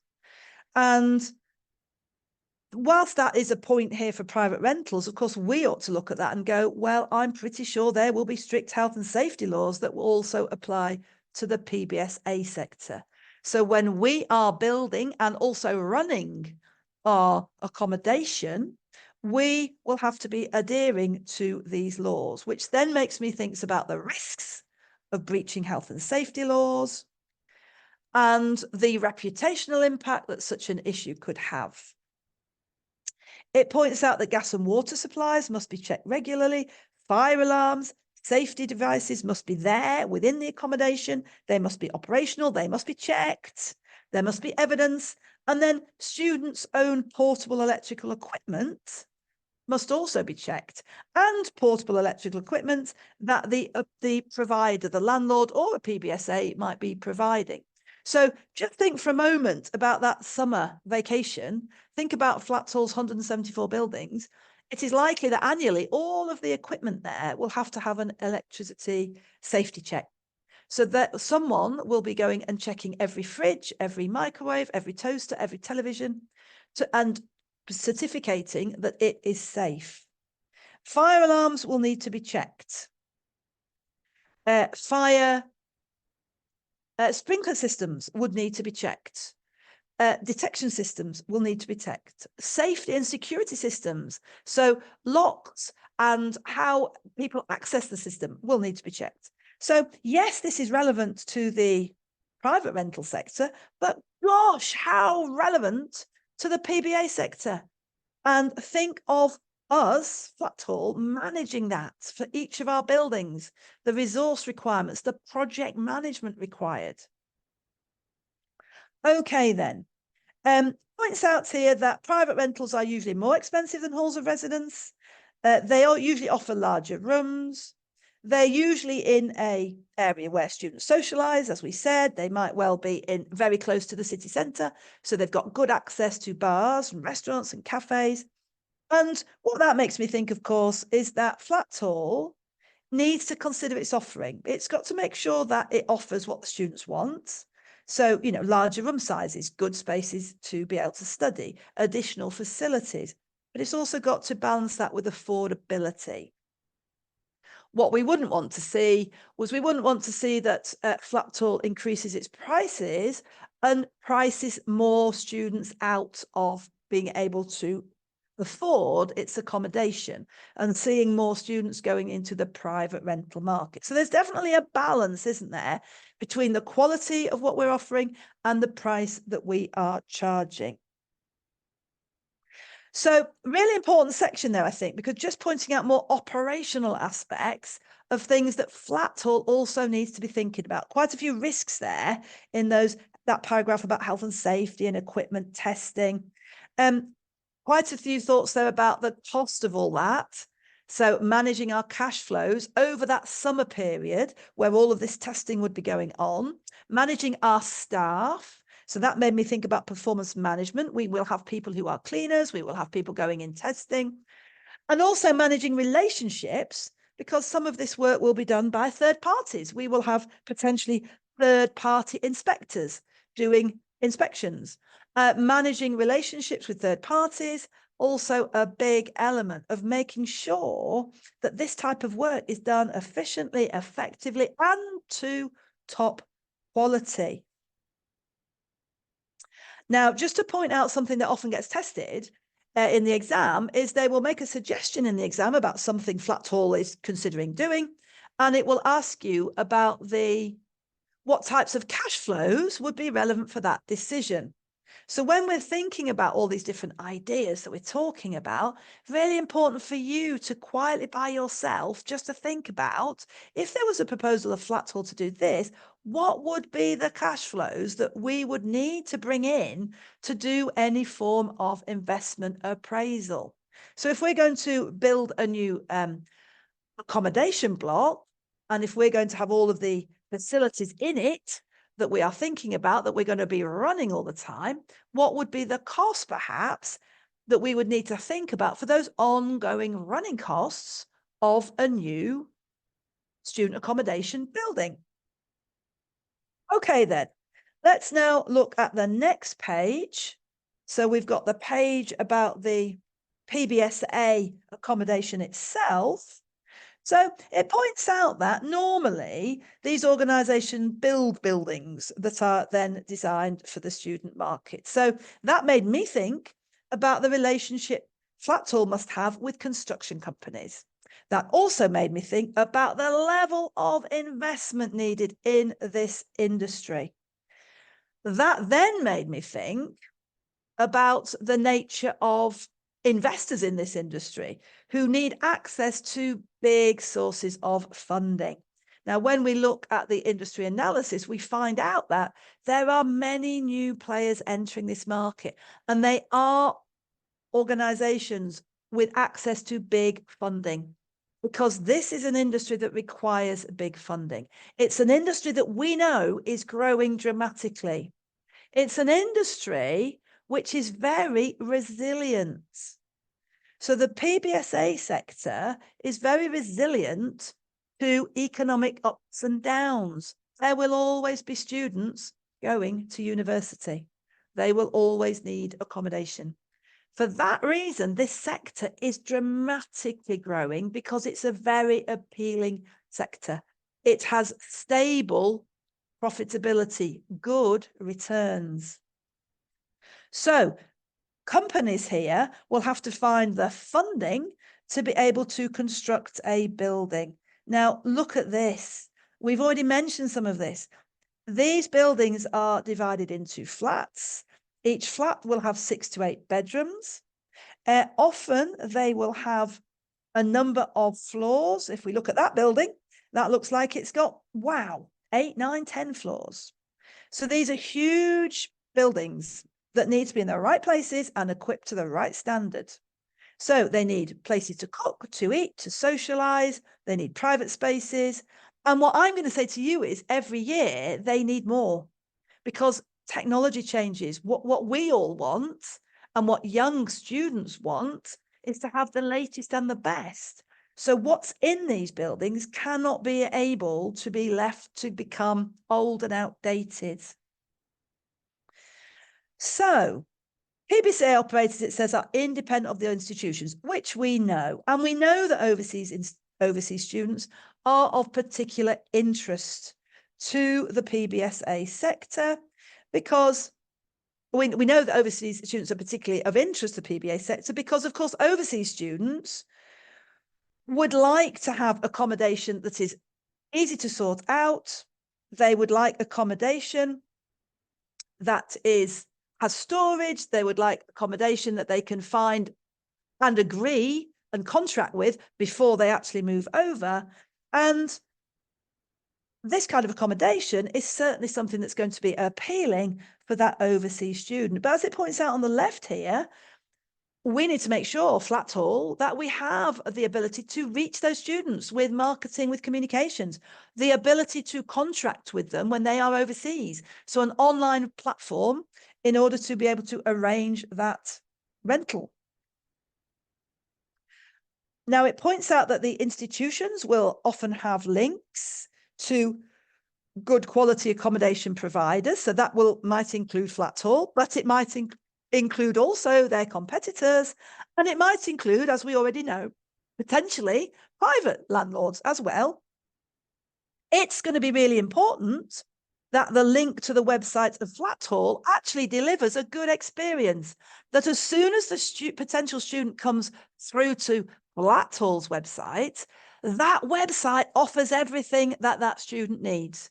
It is easy to use. It is easy to view the accommodation. We have virtual tours. We have videos.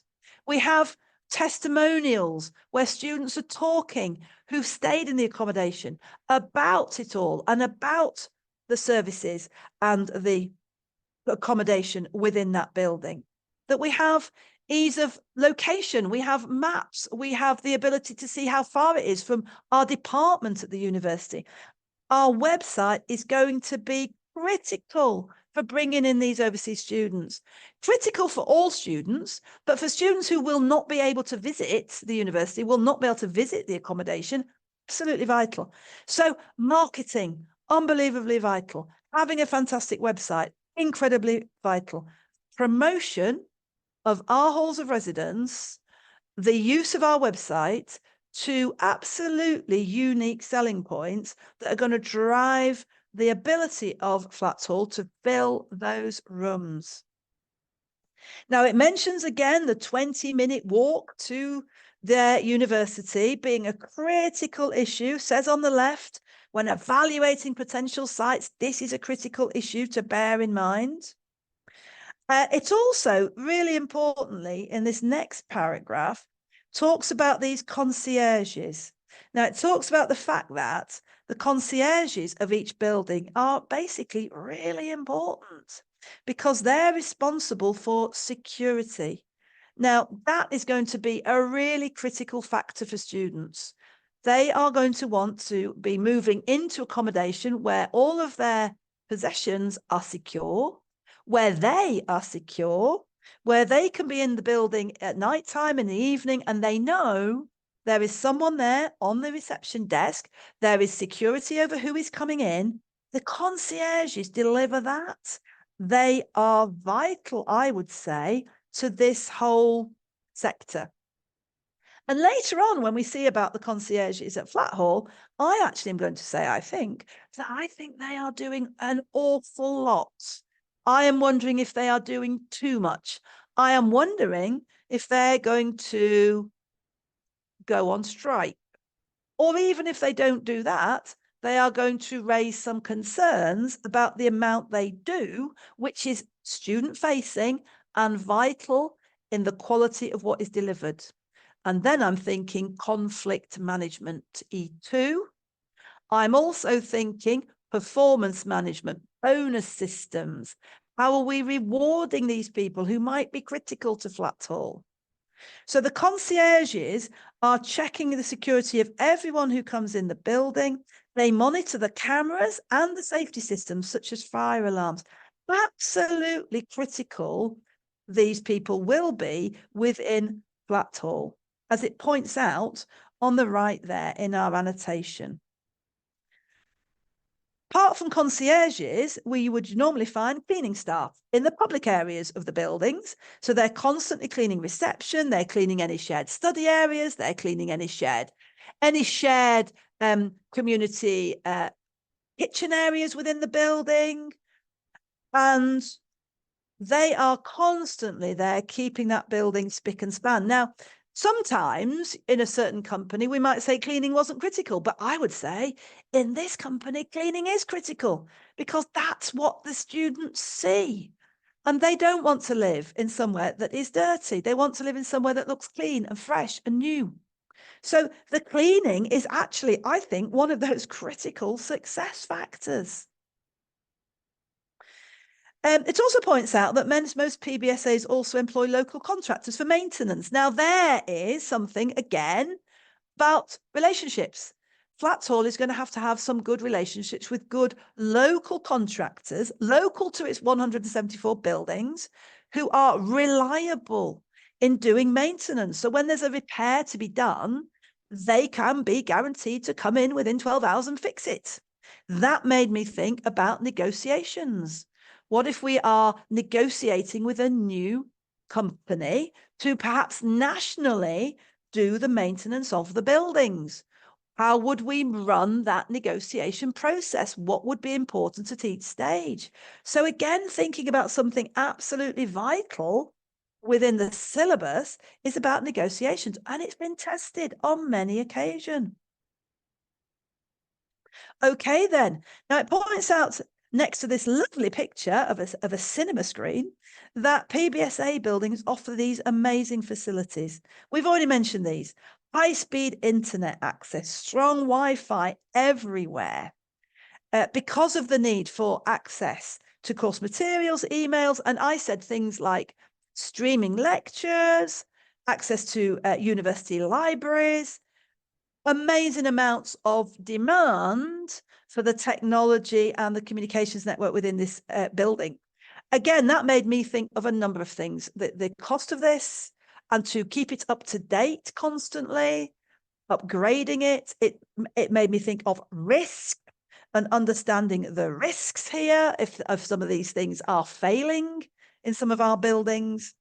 It made me think of investment appraisal, because that little picture made me think of, gosh, potentially there we need in our buildings to have rooms which can accommodate large screens, and we need to be doing cinema screenings every week. So additional services that we could be offering. We're allowing students to be able to watch sporting events together on a big screen, and perhaps we're providing within our building events to support that.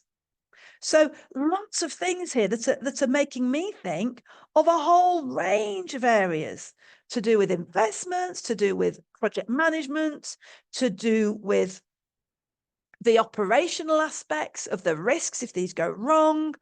Loads and loads of knock-on thoughts because of what our building needs to offer.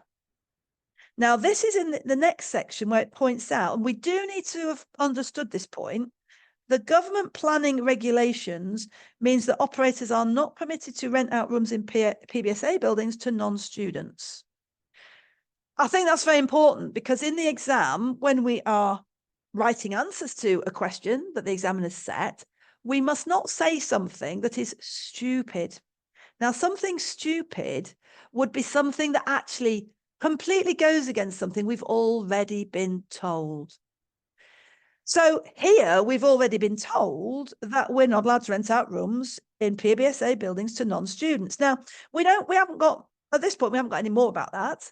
So what I said to you before about might it be okay though, in a building that does not have students in over summer, no students whatsoever, which has had perhaps some maintenance done on it, but where there is still 4 weeks left of the summer, would it be possible for that building to then be used for people who are visiting some big sporting events like the Euros or a World Championship of the Athletics? So we don't know the finer details of that, but what we definitely do know is if we have got empty rooms in our building that does not have a student in during those 2 trimesters, we cannot put other people in it. What if one of our blocks has been found to have been doing that? Then we have got a big issue. We have breached government regulations. We might have provisions, liabilities. We've got reputational damage. We're going to have to communicate and deal with that. We're going to have to resolve any conflicts. Lots of ideas coming from the idea of what if we've breached this? Okay, then. It points out here that the PBSA operators, so Flatthall and its competitors, are competing for tenants. We know that. There are more students than there is accommodation. And we know that there is more demand than there is availability in the PBSA sector. And all of these PBSA companies are competing for tenants. And what these companies are wanting to do is to secure those tenants first, to offer them the best, to make sure that everything that they are offering them is what those tenants want. So it's a competitive market. However, it's growing.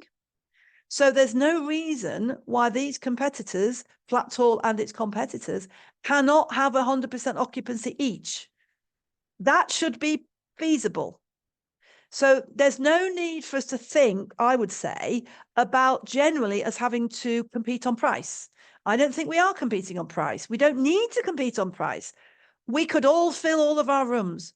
If people want these rooms, we can all fill them. So we can keep our prices, maintain them at sensible prices. We don't have to compete on price. How are we competing? We're competing on our offering, on the ability to offer cinema rooms on the 10th floor of our building, on the possibility of offering, really radical things like swimming pools.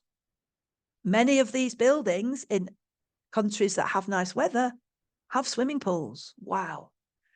So we are competing on those services, on the quality of our offerings. Now, it does point out in this last paragraph that sometimes some of the universities and colleges are outside of big cities, and where the PBSA companies have set up there, of course, that building will be dedicated to those institutions. There are no other institutions that students might be attending who would be in that building. So absolutely related to that institution. Now, when that happens, again, to me, that relates to me about the need for that very close relationship, because between the institution and the accommodation provider, they need to provide all the support services for the student. They don't need to duplicate them. So there's no need for the institution to be offering something which the accommodation provider is offering, and vice versa. So that's quite an important point. If Flatthall does have accommodation that actually is only filled by students from one particular institution. Now, it points out that these buildings are usually high-rise, and that leads us to think, I think, about the economics of that building.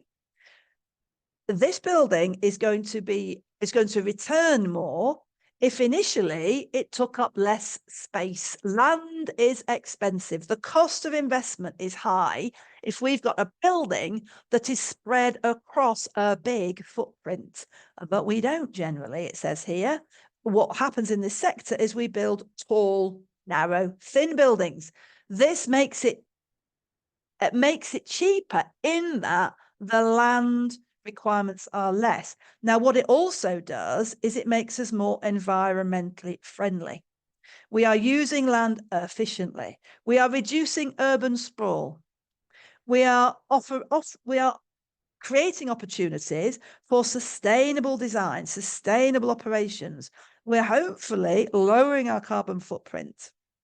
So now, in general, this makes me think we need to be aware of the environmental issues when we are not only constructing a building, but when we are running it.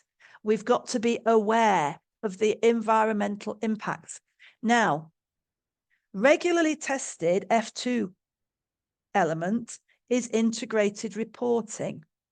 So often the examiner will ask us to explain the type of reporting the company might do under one of the 6 capitals included in integrated reporting.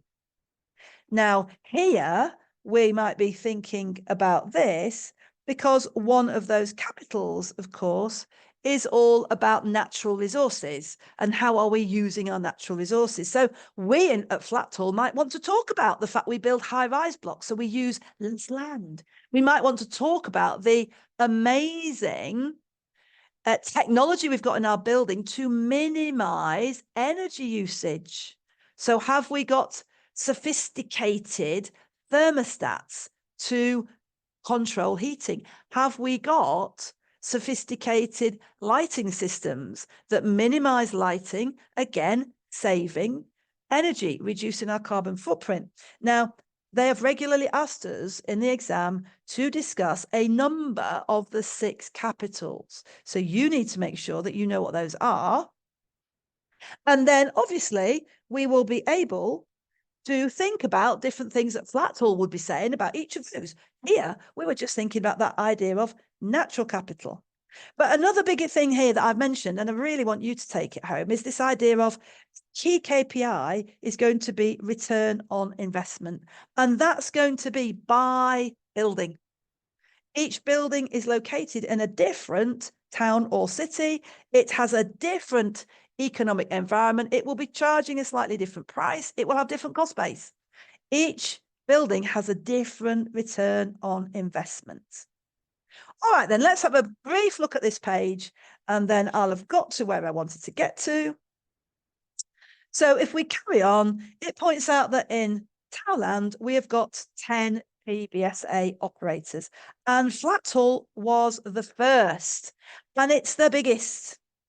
So important point, we are the market leader in this sector in our country, in Towland. Now that's fantastic. Well, what does a market leader bring? So it brings big volumes. Look at the number of students we have, 78,000. That means purchasing power, economies of scale. We should be able to furnish the building more efficiently than anybody else because we've got big buying power. We should be able to purchase external maintenance contracts at a better price than others because we can offer a huge contract. We've got 78,000 students. We are the biggest player. We've got 178 buildings. So being the biggest player brings a lot of advantages. But let's look at this diagram another way. We might be going to be tested on a potential acquisition of another PBSA company. What about one of these smaller ones? What about these smaller ones that there could be a proposal to acquire it? Perhaps it's got only a few buildings, 20 buildings, but perhaps they're in locations that Flatthall does not yet currently have any accommodation. So we could think about the F2 side of that, the consolidation and the impact on the financial statements. We could think, so this is a different one we have not mentioned yet, about FRS 11, joint ventures. If there is a smaller provider with buildings in towns and cities that we are not in, perhaps we could joint venture with them where they actually provide the building, but Flatthall provides the ongoing services within the building.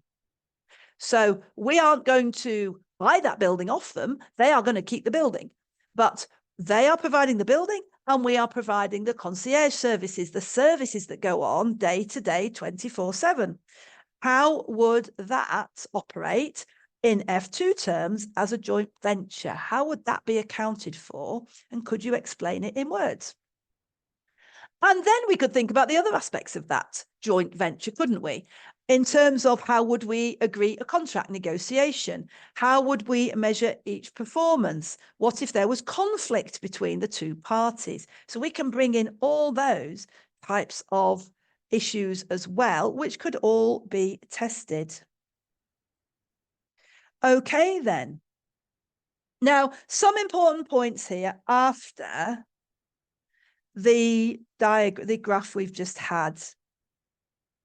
So first one, rents charged for halls of residence and PBSAs usually include utilities. I've mentioned this before.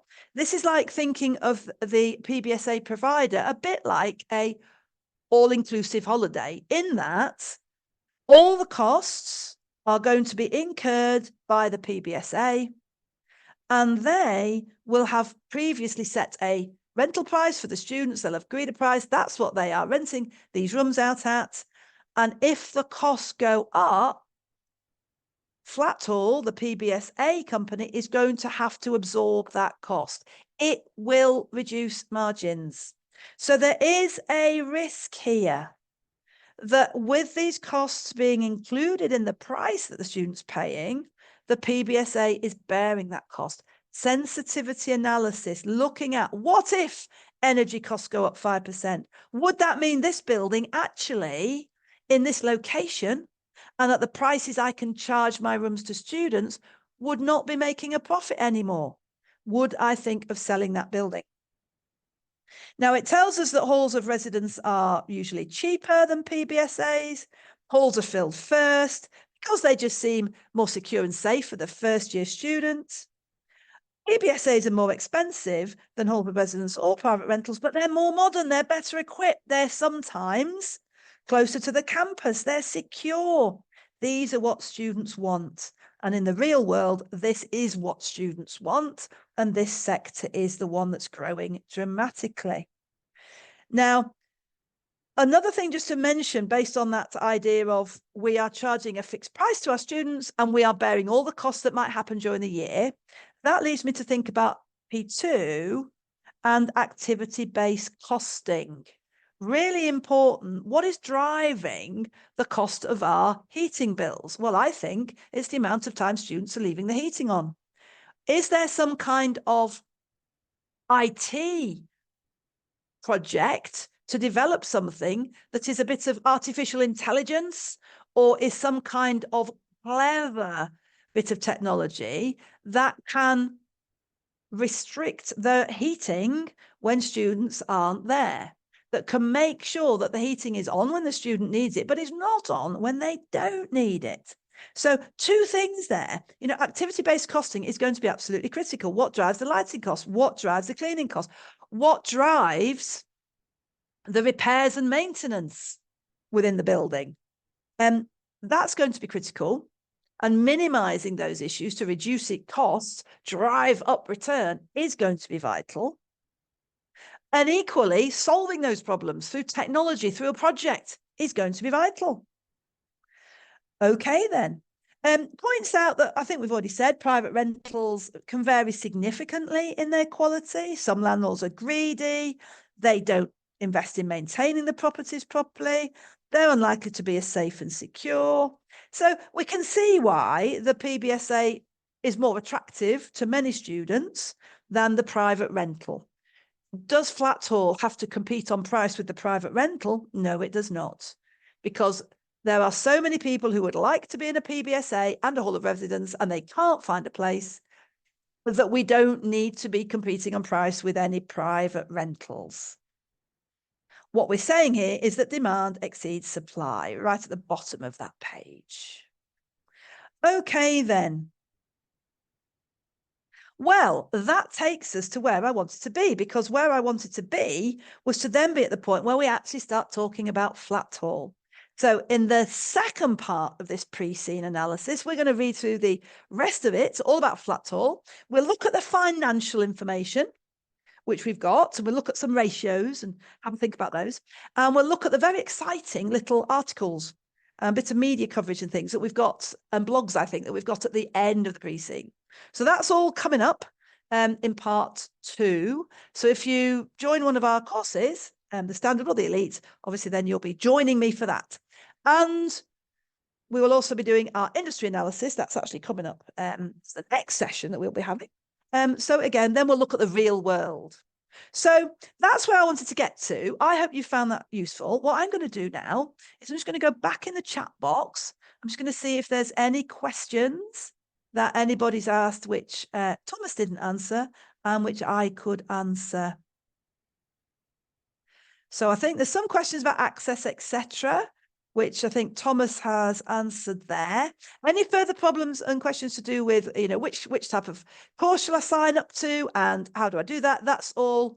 The best place to go for that is to just email info@vivatuition.com, and then one of the guys will help you out with that. So let me look through anything else that's actually to do with our case. So we've got a question here. Could they potentially tap into private accommodation markets, such as Airbnb, to fill up that summer gap, Rory's asked, which is a great question. And so I think we've covered that one. I think there's a possibility of that, but we have to be careful of the government restriction and make sure that we aren't doing anything that is breaching that. I think if that's the potential, then yes, lots of scope to increase opportunities there by either filling it with tourists who are visiting the city, or filling it with those students who just need to come back for a week at some point in summer. So that's a good one. I think we've covered that one. Could we offer 3-year contracts on an initial sign-up, Ashley? Absolutely, we could. And a good point. We could offer a discount to this. Now, there's something that could be in, P2 pricing strategies and also F2 revenue recognition. But I think particularly, for any student, yes. But I'm thinking particularly for an overseas student who wants to be able to come to one place, bring their belongings, buy more belongings and keep them in one place for 3 years. I think that's a very, very appealing suggestion for them.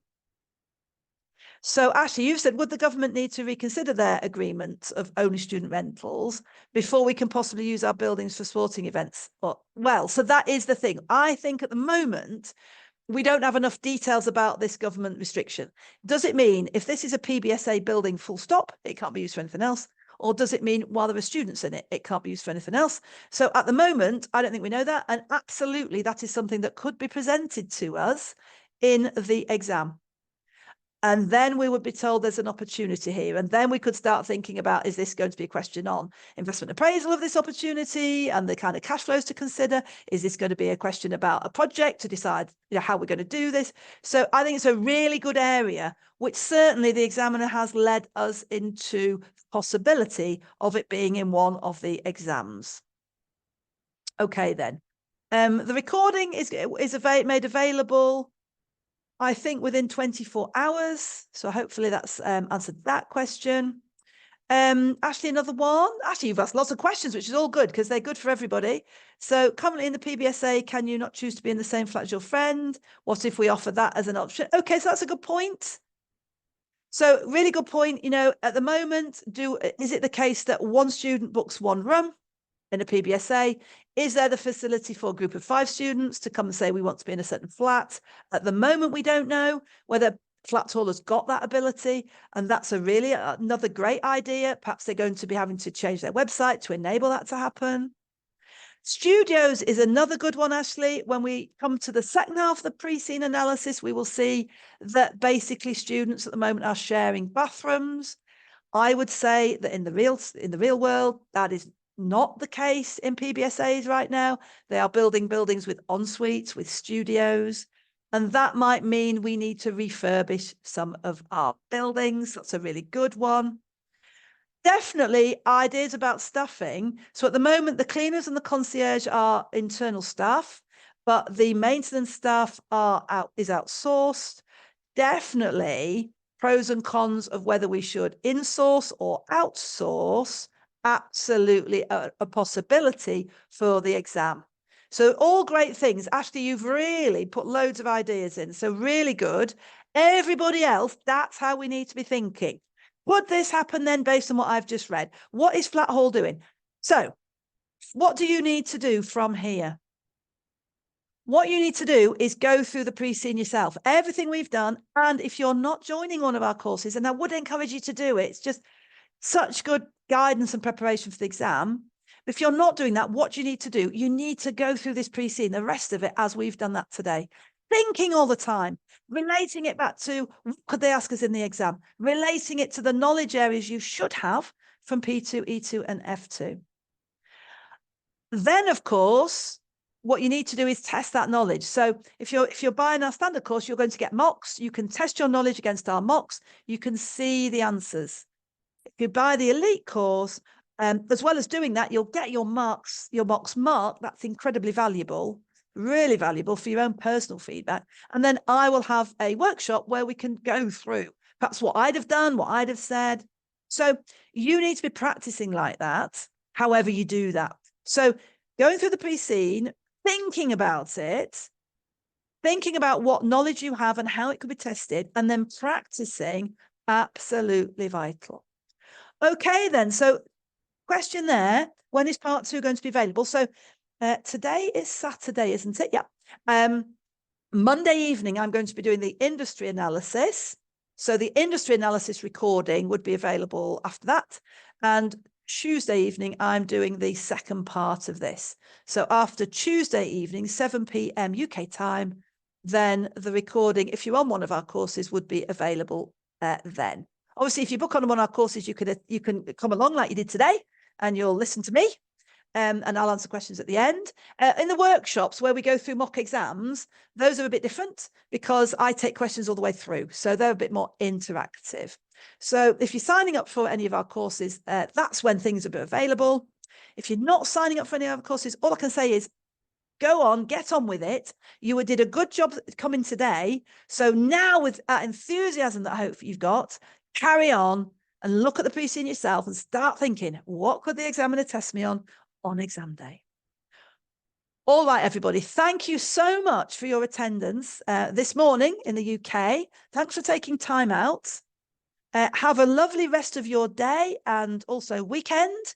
And I hope to see many of you back when we do the industry analysis on Monday evening. Bye-bye, everybody.